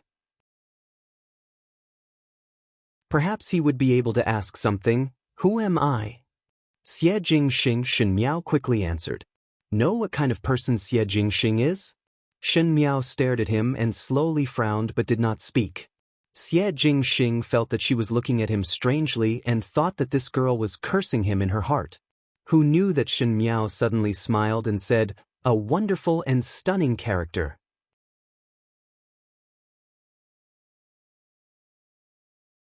Chapter 419. Xie Jingxing. He stared at Shin Miao thoughtfully and asked, "Are you pretending to be drunk?" The little marquis of the Xie family, a young talent, an eternal character, a heroic age. The words at the back gradually became softer, as if she could not remember. Xie Jingxing initially had some suspicions, but when he saw that Shin Miao did not seem to be pretending, he felt somewhat strange and raised his brows. "Did not think that in your heart, you are so satisfied with me." He leaned closer and teased, "Could it be that you admire me?" Shin Miao reached out and pushed his head away. Xie Jingxing was somewhat speechless. If it was on normal days, it would be very interesting to tease Shin Miao. But now that Shin Miao was so drunk that even the eternal character evaluation came out, it would be very boring to tease her now. He said, "Originally wanted to see you one last time. Since you are this drunk, forget it. Let us part here." He was about to leave after speaking, but who knew that with its plop sound, Shin Miao fell from the couch to the ground again. Xie Jingxing first wanted to help Shin Miao up but then stopped and crossed his arms at his chest as he stood calmly at the side. He watched Shin Miao struggling on the ground and after admiring for a while, he then said, "One should really let you see your current appearance." Shin Miao was dizzy from drinking and her body was soft, so how would she be able to stand up? She flopped on the ground for a long time but to no avail.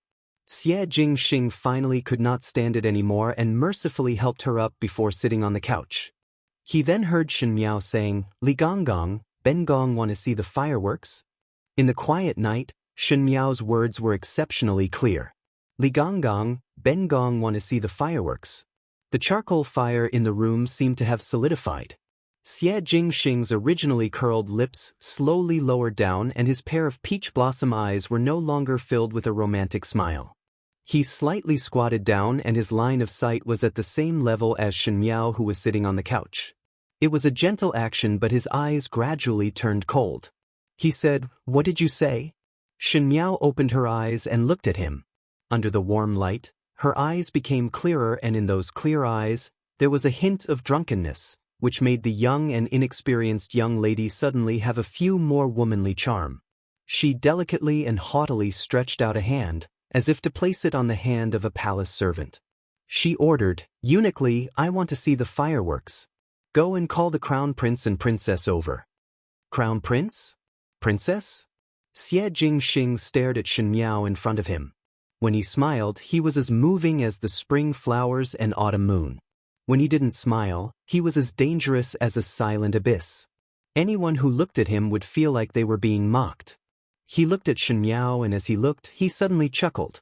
Even though there was a smile on his face, there was no trace of a smile in his eyes. He gently hooked up Shen Miao's chin, and when he did such a lecherous action, it was graceful and natural, so gentle that it made one drown in his dark eyes. He asked, "Shen Miao, do you want to be the Empress?" Shen Miao blinked at him and said, "That was originally mine." "Yours?" "Ben Gong's." Xie Jingxing slowly tightened his fingers, and Shen Miao frowned in dissatisfaction as she felt pain on her chin. "Little girl, you already have the ambition to be the Empress at such a young age." His tone was unclear, but his eyes were dangerous. A woman with ambition is the most beautiful. "You are still not a woman." Shen Miao also looked at him. Under the bright moonlight, the snowy shadows, the swaying plum blossoms, the two people facing each other. It should have been a romantic scene with beautiful flowers and full moon, but the atmosphere of danger and ambiguity was overwhelming, mixed with probing and danger. She was like a young lady who was raised pampered. If it was an ordinary female, when she grew older, she would only worry about marrying a good husband. But she had been patiently planning step by step, scheming against the world behind her back. Even though one had guessed that she had ambition, but when one really heard it, one could not help but be surprised.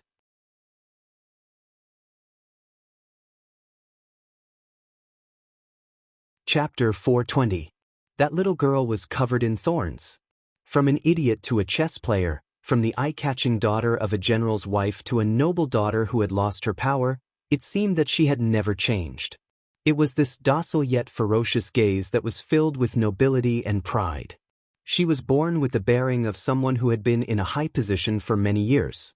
Her words, "Eunuchly, I want to go see the fireworks," were long and lingering, like a bell ringing in the quiet night, ringing in people's hearts. Even if it was a dream, her aura could be said to be that of an empress. Right now, she was still a little girl. After a few more years, her beauty and elegance would be hard to conceal. Perhaps she would really have the bearing of a motherly model of the world. Xie Jingxing slowly released the hand that was holding Shen Miao's chin and glanced at her with difficulty. Pausing, he was about to get up and leave but heard Shen Miao muttering, "Xiao Lizi, go and bring Ben Gong's cloak over. Ben Gong is cold." In an instant, he changed from eunuchly to little Li. Xie Jingxing's originally complicated emotions were stirred up by her, and he did not know whether to laugh or cry. He asked, "You order me?" "Cold." Shen Miao looked at him aggrievedly. Xie Jingxing took a deep breath and suppressed the thought of picking Shen Miao up and beating her up. He took off his cloak and threw it on Shen Miao. Shen Miao wrapped his cloak and gave him a smile. "Later Ben Gong will reward you with a few bolts of satin." His favor was boundless. Xie Jingxing looked at her expressionlessly. "Many thanks for Nyang's love. This official will take his leave." Just as he was about to leave, Shen Miao grabbed his sleeve. The Shen Miao tonight was too abnormal. Xie Jingxing had never dreamt that the drunk Shen Miao would be like this. He thought that he could take advantage of the drunkenness to bully Shen Miao, but in the end, it seemed that he was the one being bullied. The dignified young master of the Xie family was being ordered around like a eunuch. Eunuchly? Little Li? Shen Miao pulled Xie Jingxing's sleeves and pulled him down until Xie Jingxing squatted down and was at eye level with her before she was satisfied. She released her hand and grabbed Xie Jingxing's collar. Xie Jingxing was baffled by Shen Miao's actions. One could only hear Shen Miao muttering to herself, Originally in the previous dynasty, when the princess was widowed, the male attendants were kept. Since His Majesty doesn't treat me well, I'll treat it as my husband's death and find a male companion. When Xie Jingxing heard the first part of the sentence, he couldn't understand it, but when he heard the latter part he found it unbelievable. He stared at Shen Miao. In your dream, is it a disfavored and crippled empress? It's not falling out of favor. When Shen Miao heard it, she glared at him. Xie Jingxing nodded his head and said lazily, cursing the death of one's husband after falling out of favor. You must be the poison empress. But you look really good. Shen Miao suddenly said, are you the new gigolo? Xie Jingxing, that princess of the previous dynasty, found a handsome male, and Ben Gong had seen the portrait before, but felt that he was not as beautiful as you.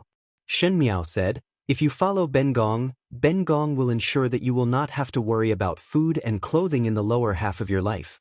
Xie Jingxing was initially shocked by Shen Miao's words of gigolo, but when he heard the latter sentence, he was completely stunned. Being treated as a male pet? He was still in a daze when he saw the hand that was grabbing his collar suddenly exerted strength, and there was a soft thing that stuck to him. The cold little mouth licked his lips, and after a nibble, a mouthful of sweet plum blossom wine came to his face. From now on, you are Ben Gong's person. Shen Miao released her hand and looked at him with a dignified smile. When Xie Jingxing recovered to his senses, he only had one thought. He wanted to strangle this female in front of him. But just at this moment, a whistle was suddenly heard from outside. That was the signal given by his people. Mo Qing and the rest had noticed the movements. Xie Jingxing gritted his teeth and glanced at Shen Miao before flying out. Qi opened the door but saw that there was nothing inside. He scratched his head and said, there is no one. Most likely there was a mistake. Mo Qing frowned. In the snow where the plum blossoms were swaying, there was a bit of uneasiness on the dark red-robed handsome youth's face. When the middle-aged man beside saw the situation, he could not help but ask, Master seems to be somewhat uneasy. Just now, what happened inside? He only went to bid farewell to the young lady of the Shun family, so why was there something wrong when he came out? The meaning in the red-clad youth's eyes was unclear. Tai Yi, I look like... Tai Yi was puzzled. Like what? Forget it. He gritted his teeth and replied, go.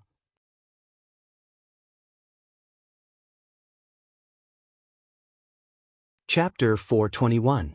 In the early morning of the second day, the sky had just brightened when Jingzhe and Guyu came over to help Shen Miao wake up.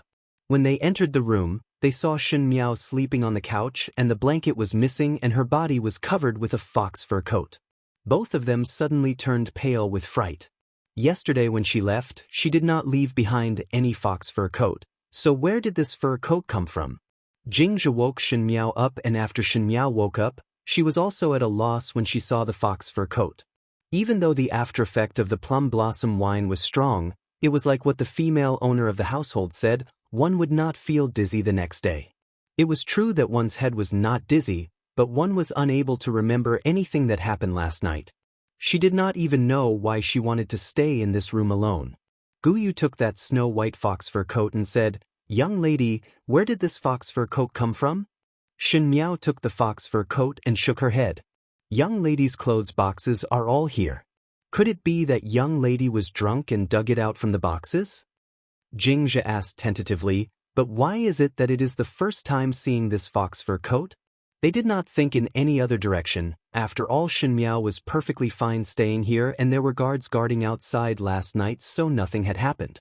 It was just that this fox fur coat came out of nowhere. Shen Miao said, take it out and ask the farmer if it is their family's. Upon seeing the owner of the household, the owner shook his head when he heard it. Our family does not have such a good fox fur. Most likely elder sister had misremembered. Shen Qiu took the fox fur coat and said, this fox fur coat does not look like an ordinary item. Younger sister, where did this come from? One fear that it is worth a lot of money. The workmanship also looks gorgeous, but the tailoring is not very good. One feel that it is too big for you to wear. Shen Miao took the fox fur coat and her heart was very puzzled. She really did not remember when she had such a cloak. But hearing that Shin Qiu said that it was worth a lot of money, she naturally took it back and lied without a change in expression. Thinking about it, it seemed that it was bought in the Ding capital.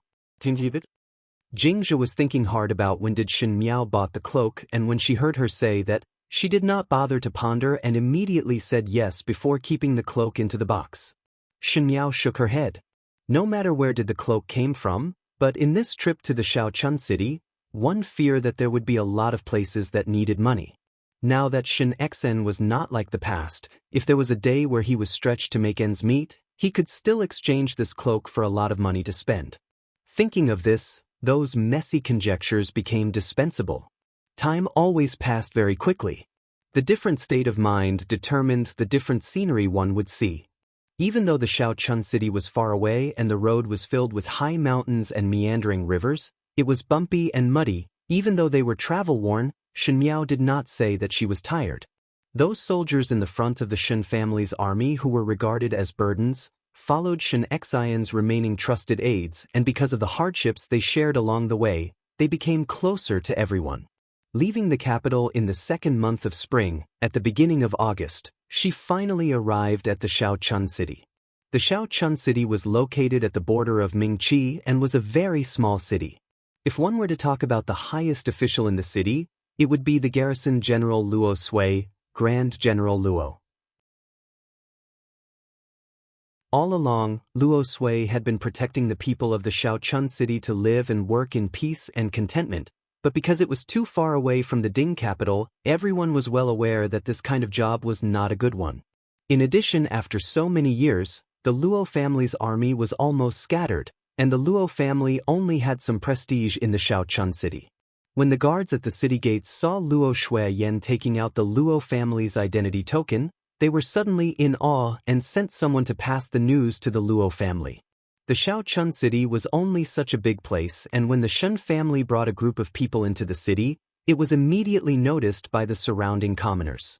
One after another, they went forward to inquire and found out that it was the Luo family's married daughter who brought her family over. Immediately there was a wave of liveliness.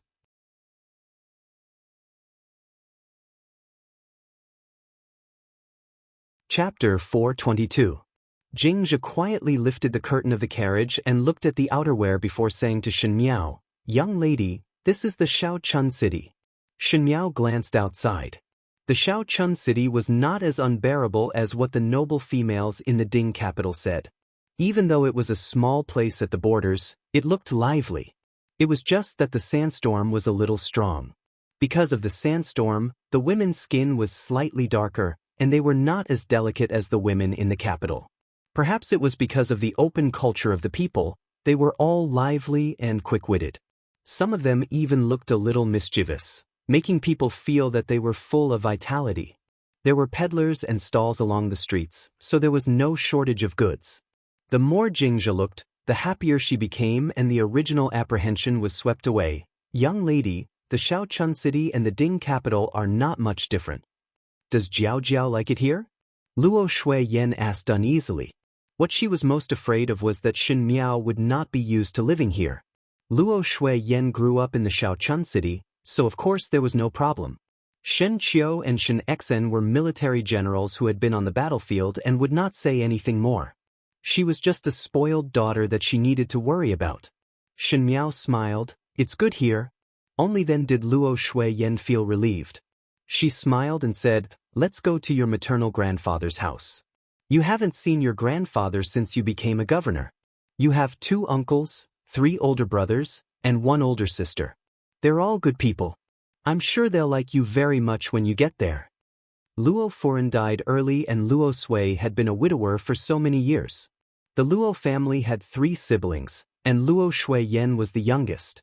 When Shin Miao was born, the Luo family came all the way to the Ding capital to see her once, but after that, because the Shaochun city was too far away and one could not leave this side, Shin Miao and the Luo family had never met before. In the previous lifetime, Shin Miao's impression of the Luo family was also very vague, and now that she heard Luo Shuiyan saying it, she also smiled. At this moment, many people had already gathered in front of the Luo family's gate. There were commoners who came to watch the show, and of course, there were also people from the Luo family. Luo Sui stood at the very front, and behind him were two middle-aged couples. Behind the couple were three youths and a young girl. The youths all had upright features and were awe-inspiring. Although they were still young, they had the demeanor of a valiant general. The girl's skin was a healthy wheat color. She had a pair of almond-shaped eyes and a small diamond-shaped mouth. One look and you could tell that she was a shrewish person. She pulled the youth beside her and asked, "Big brother, what kind of person do you think my cousin is?" The young man who was stopped by her had a good temperament. He said warmly, "He should be a good person." "What do you mean by not bad? Can't you make it clearer?" The young girl was unrelenting. "Is she pretty? You see those Ding capital young ladies that came to our Shaochun city? Each and every one of them are very beautiful, but their temperament is so delicate that it makes one feel disgusted." Moreover, the official's young lady that came to the Shaochun city as a guest last year said that she knew Biao's younger sister. She lowered her voice, but because of her crisp voice, it could still be heard. One heard that Biao's younger sister's reputation in the Ding capital is not good. "Tan!" A loud shout interrupted the young female's words, and it was Luo Sui who opened his mouth and stared fiercely at that young female called Tan. The young female quickly straightened her body and stuck out her tongue and no longer spoke. She did not speak, but a slightly younger and more lively lad came over and pulled Tanner's hand, saying, "Grandpa is so biased. This cousin has not come yet, but he is already protecting her like this. I want to see what kind of person this Biao's younger sister is." Shen Xan had been fighting in the northwest region all year round and would pass by the Shaochun city whenever he went to the northwest border, thus he would come over every year. Shen Qiu and the Luo family also knew each other. If one were to say that the person that the Luo family was most interested in was Shen Miao, whom they had never seen since she was born. The world was so big that it could be said that it was big, but it could also be said that it was small. In the Shaochun city, there would occasionally be some officials who were demoted or passing by, so they would know a thing or two about the rumors in the Ding capital. What kind of person was Shen Miao? Regarding the rumors of the idiot D daughter, it was also famous in the Shaochun city.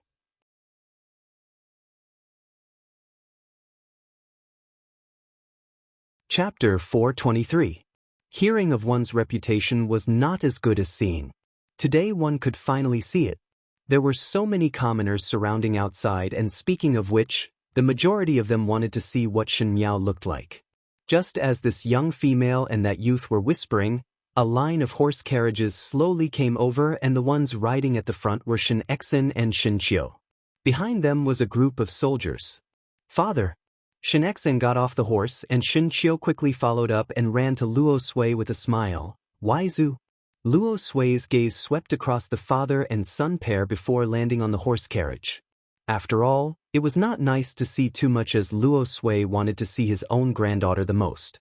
A slightly plump foreign with a friendly smile said, "Youngest Gu and Jiao Jiao should be in the horse carriage. One fear that they are tired after walking for such a long time."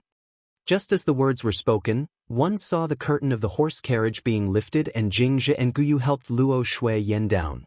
Luo Shui Yen then reached out to the horse carriage, and a young female came down. That young female bent down from the horse carriage, and when she raised her head, a pretty face was revealed. When she turned her head back, Luo Shui Yen was already holding her hand and walking forward.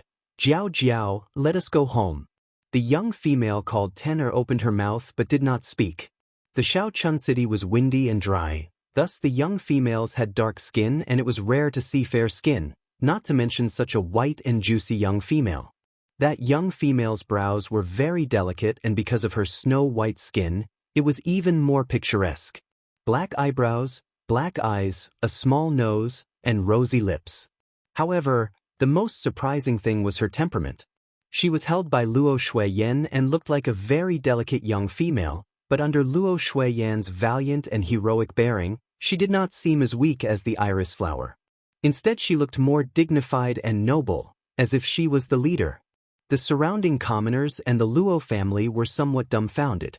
One's bearing was important when looking at a person, but a woman's aptitude was the most important and beauty was secondary. This Shen family's young female's aptitude was more captivating than her appearance. She followed Luo Shui Yen step by step until she was in front of Luo Sui. Luo Sui was tall and had deep eyes and a high nose. Compared to Shen Xian's boorishness, he appeared more serious and unreasonable. He frowned as he stared at Shen Miao. With such a cold look, if it was a young lady with less courage, she would have been scared to tears.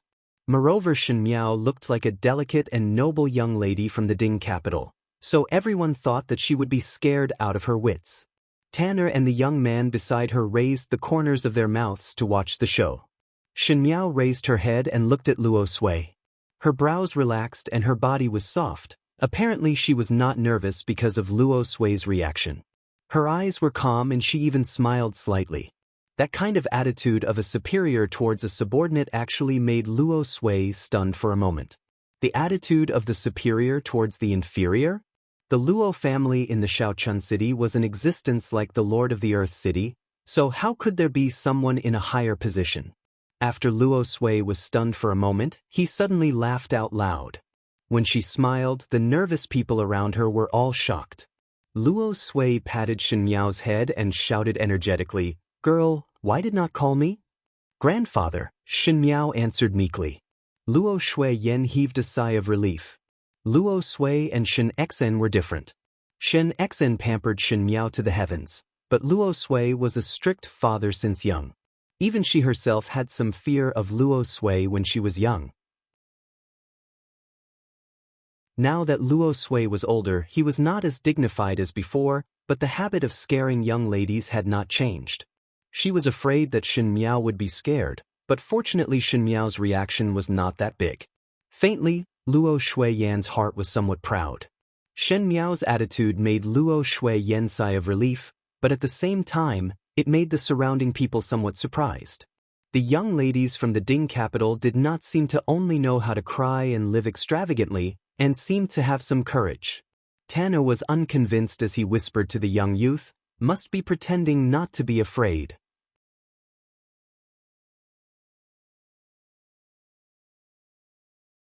Chapter 424.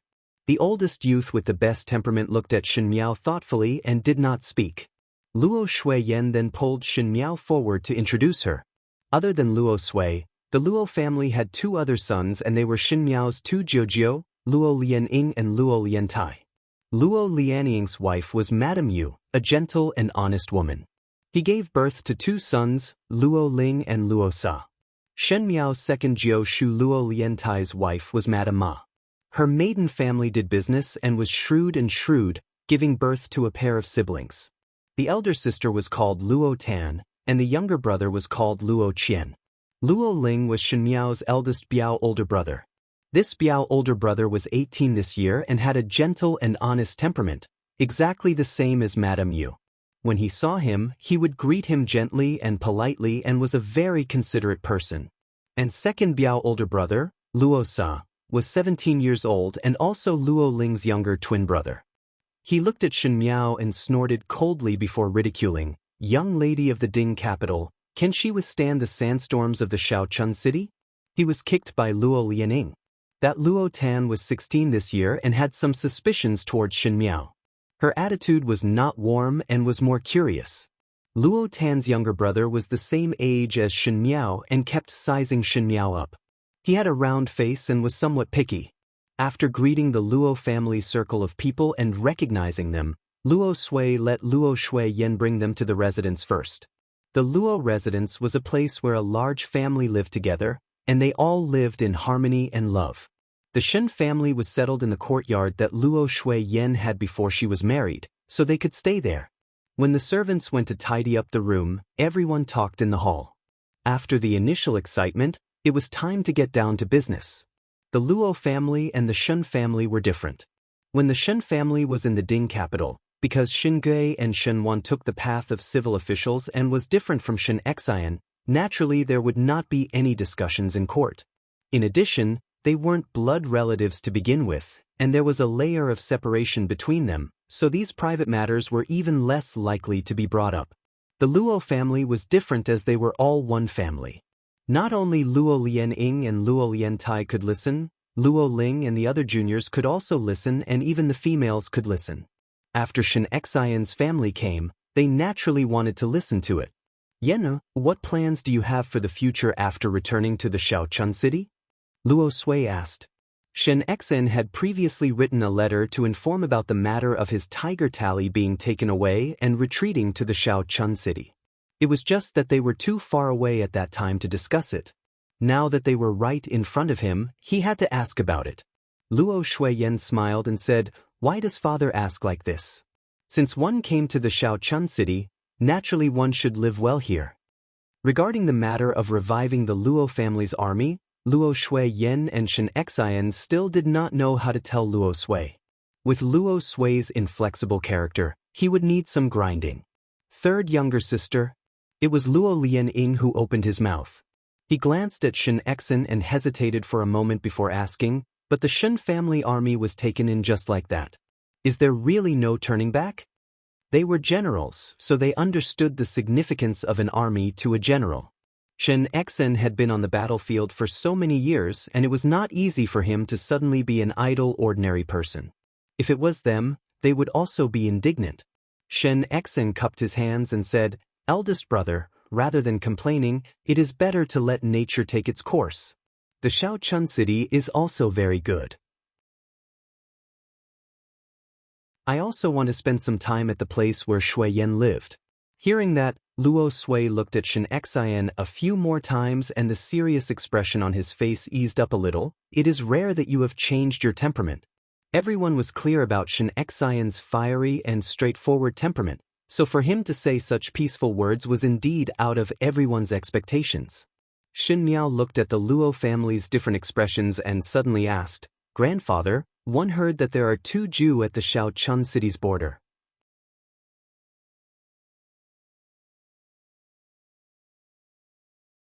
Chapter 425. As soon as these words were spoken, the surroundings instantly became silent. A moment later, Madame Ma reacted.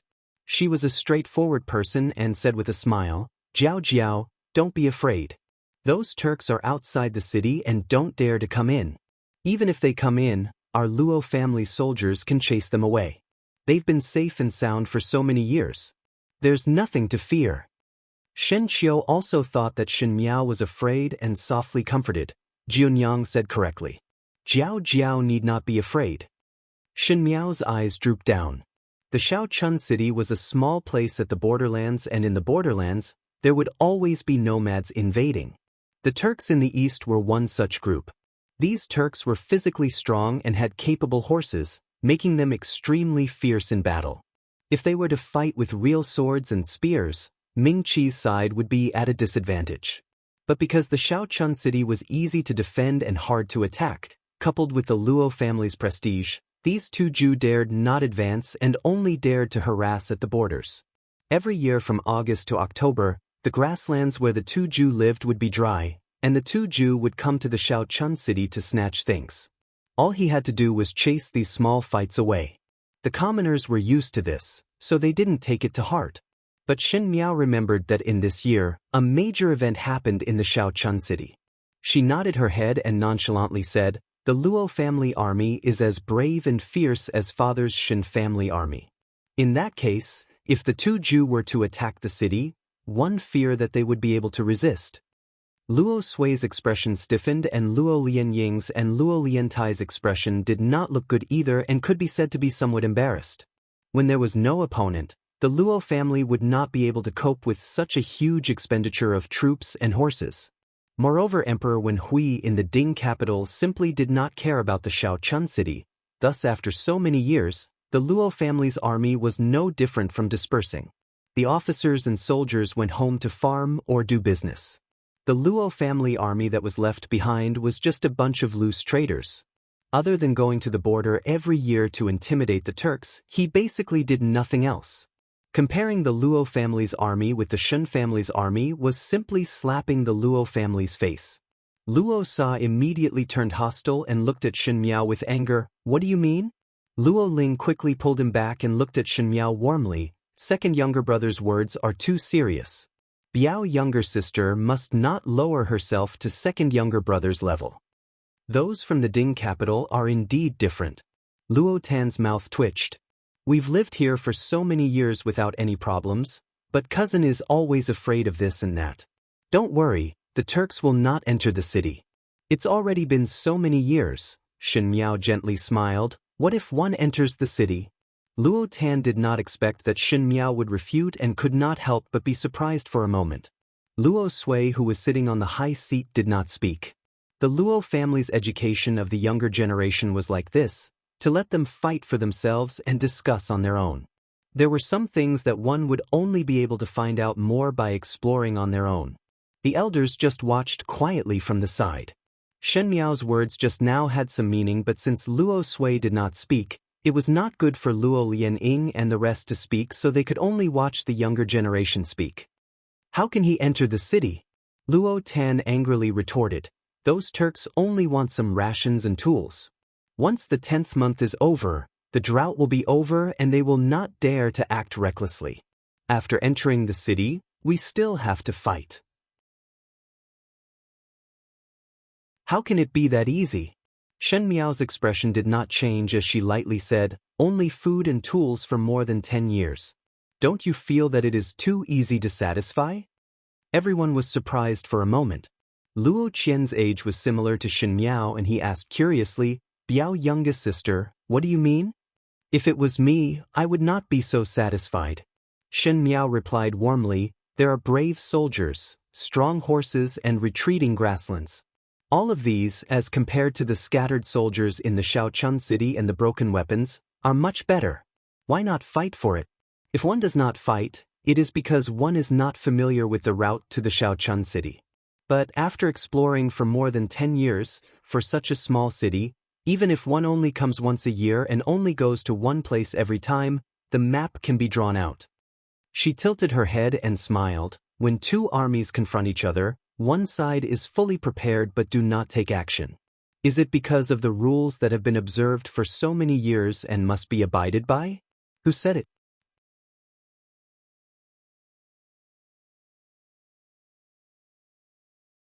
Chapter 426. For a long time, no one in the room spoke. The two Jew did not have any ambitions towards the Shaochun city, and every time because of the lack of supplies, they would snatch things, and everyone was used to it. Who knew that Shen Miao's words today from another aspect, a aspect that they had never thought about before, awakened them from their dreams. Not bad, the Turks had everything, so why couldn't they have ambition? If the two Jew wanted to take over the Shaochun city, how could the people in the Shaochun city resist? Luo Sa's expression also slowly changed. He looked at Shen Miao and even though his tone was still not good, compared to the anger just now, it had eased a lot. He said, then what do you want to say? I see that the Luo family's army is not as tightly gathered as the Shen family's army. Shen Miao said it politely. How was it not as tightly gathered as the Shen family's army? It was obviously a plate of loose sand. Seeing the flash of pain in Luo Sui's eyes, Shen Miao smiled gently. When one was young, one had heard from mother about the heroic bearing of Wai Zhu leading the Luo family's army into battle. Wai Zhu had never thought of restoring the glory of the Luo family's army? The glory of the Luo family army was restored once again. Everyone in the room sucked in a breath of cold air. Even Shen Xian and Luo Shuiyan looked at Shen Miao with some disbelief. Luo Qian's and Luo Tan's eyes brightened. The younger generation would always look forward to unlimited glory, and the scene that Shen Miao described would at least greatly satisfy the vanity of the youths and females. Luo Ling and Luo Sa were older and did not show that eagerness, but there was still a trace of expectation in Luo Sa's eyes. Luo Sui looked at Shen Miao for a while and suddenly laughed. You, this little girl, your ambition is not small. It is rare for a place like the Ding capital to be able to raise such a hard bone like you. His words were filled with appreciation towards Shen Miao. Luo Shuiyan and Shen Xian immediately felt honored. But it was only for a moment before Luo Sui sighed and said in an unclear tone, it is just that girl. To restore the glory of the Luo family's army, how would it be as simple as you said? Soldiers, horses, and rations all cost money. How could the Luo family afford it? It's useless to raise an army. Little girl, do you want to waste all the money of my Luo family on this? Soldiers are trained for 1,000 days to be used in a single moment. But those soldiers were raised by the treasury silver, like the Luo family's army that was far away in a small place. Emperor Wenhui could rest assured and naturally would not allocate any silver for the Luo family to bear the expenses of such a troop. Yet, they didn't know who they should be dealing with and who they should be fighting against. It was indeed sad. The imperial court is not willing to give the Luo clan money because the Luo clan's army is not outstanding. But if the Luo family army's prestige was outstanding and they won the battle, His Majesty would take the initiative to send money to them in order to appease the various factions in the court. As for the enemy, Shen Miao smiled gently. Far away there is the Qin country and Great Liang. Nearby there is the Tuju and Xiong Nu Ming Qi never had a lack of opponents, and with the advancement of their military strength, naturally they would be sent to further battlefields. Grandfather, what do you think? Let's not talk about what she said, but the way she talked and smiled as she analyzed the various forces, and the way she smiled and tilted her head could be seen clearly. She was obviously a pampered young lady from a noble family, but she made people feel that she was a tenacious woman who had climbed from the bottom of society. Luo Sui suddenly got angry.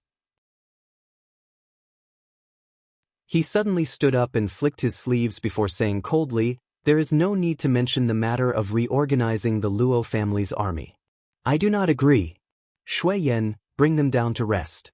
There is no need to discuss this matter in the future." Finishing, he did not even look at the people in the hall and turned to leave.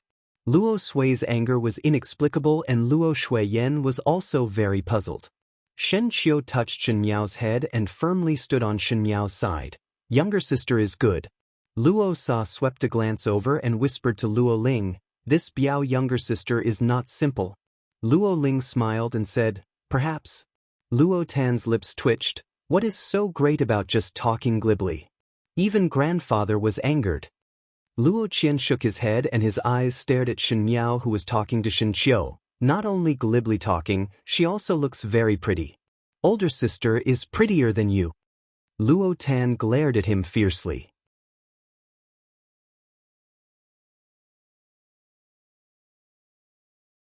Chapter 427. The days in the Luo family was thus settled down. Shen Xian and Shen Qiu were masters that could not stay idle, and would train the soldiers at the simple and crude training grounds outside the Luo family's residence. Naturally, they were training the front line of the Shen family's army. Those frontline soldiers were the kitchen soldiers, and after being tormented by Shen Xian daily, they were miserable, and Shen Xian also trained till he was angry.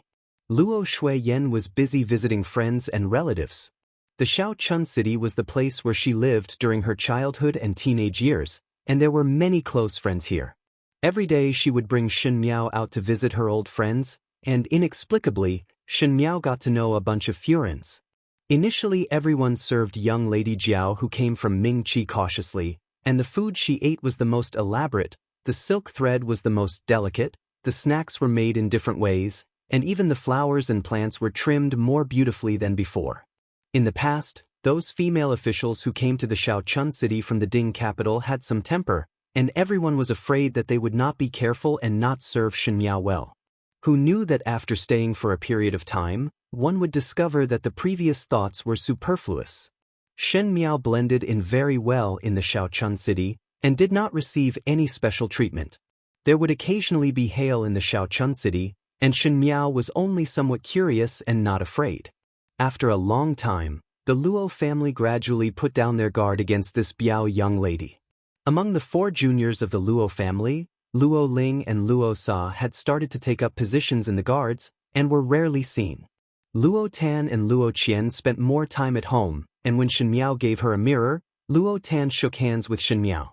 As for Luo Qian, he had a lively temperament, and was like a grown-up Su Ming Lang, pestering Shen Miao all day to tell her stories of the Ding capital.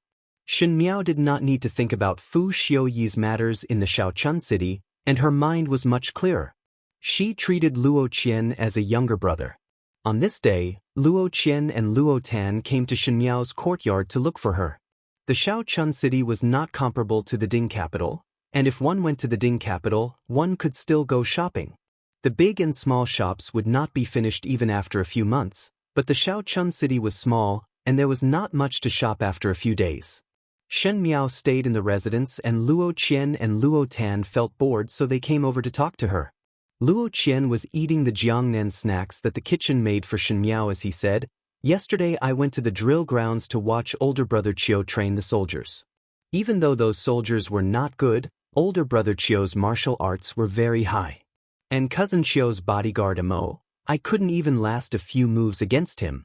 Cousin, can you ask cousin Qiu to teach me a few moves?" Shen Miao smiled. "If you want to learn, just tell eldest brother directly. He will definitely agree." Really? Luo Qian's youthful nature instantly made him happy. Speaking of which, it was strange. Most of the gentlemen in the Ding capital were arrogant, but because they had experienced too many things in their youth, they would show some slyness that was not commensurate with their age. However, the younger generation of the Luo clan was different.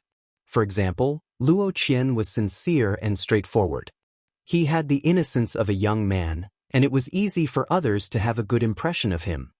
Luo Qian was also very close to this good-looking and docile little Biaomei and had long regarded her as one of his own. He said, "Qiu Biaomei's martial arts are really very good to look at.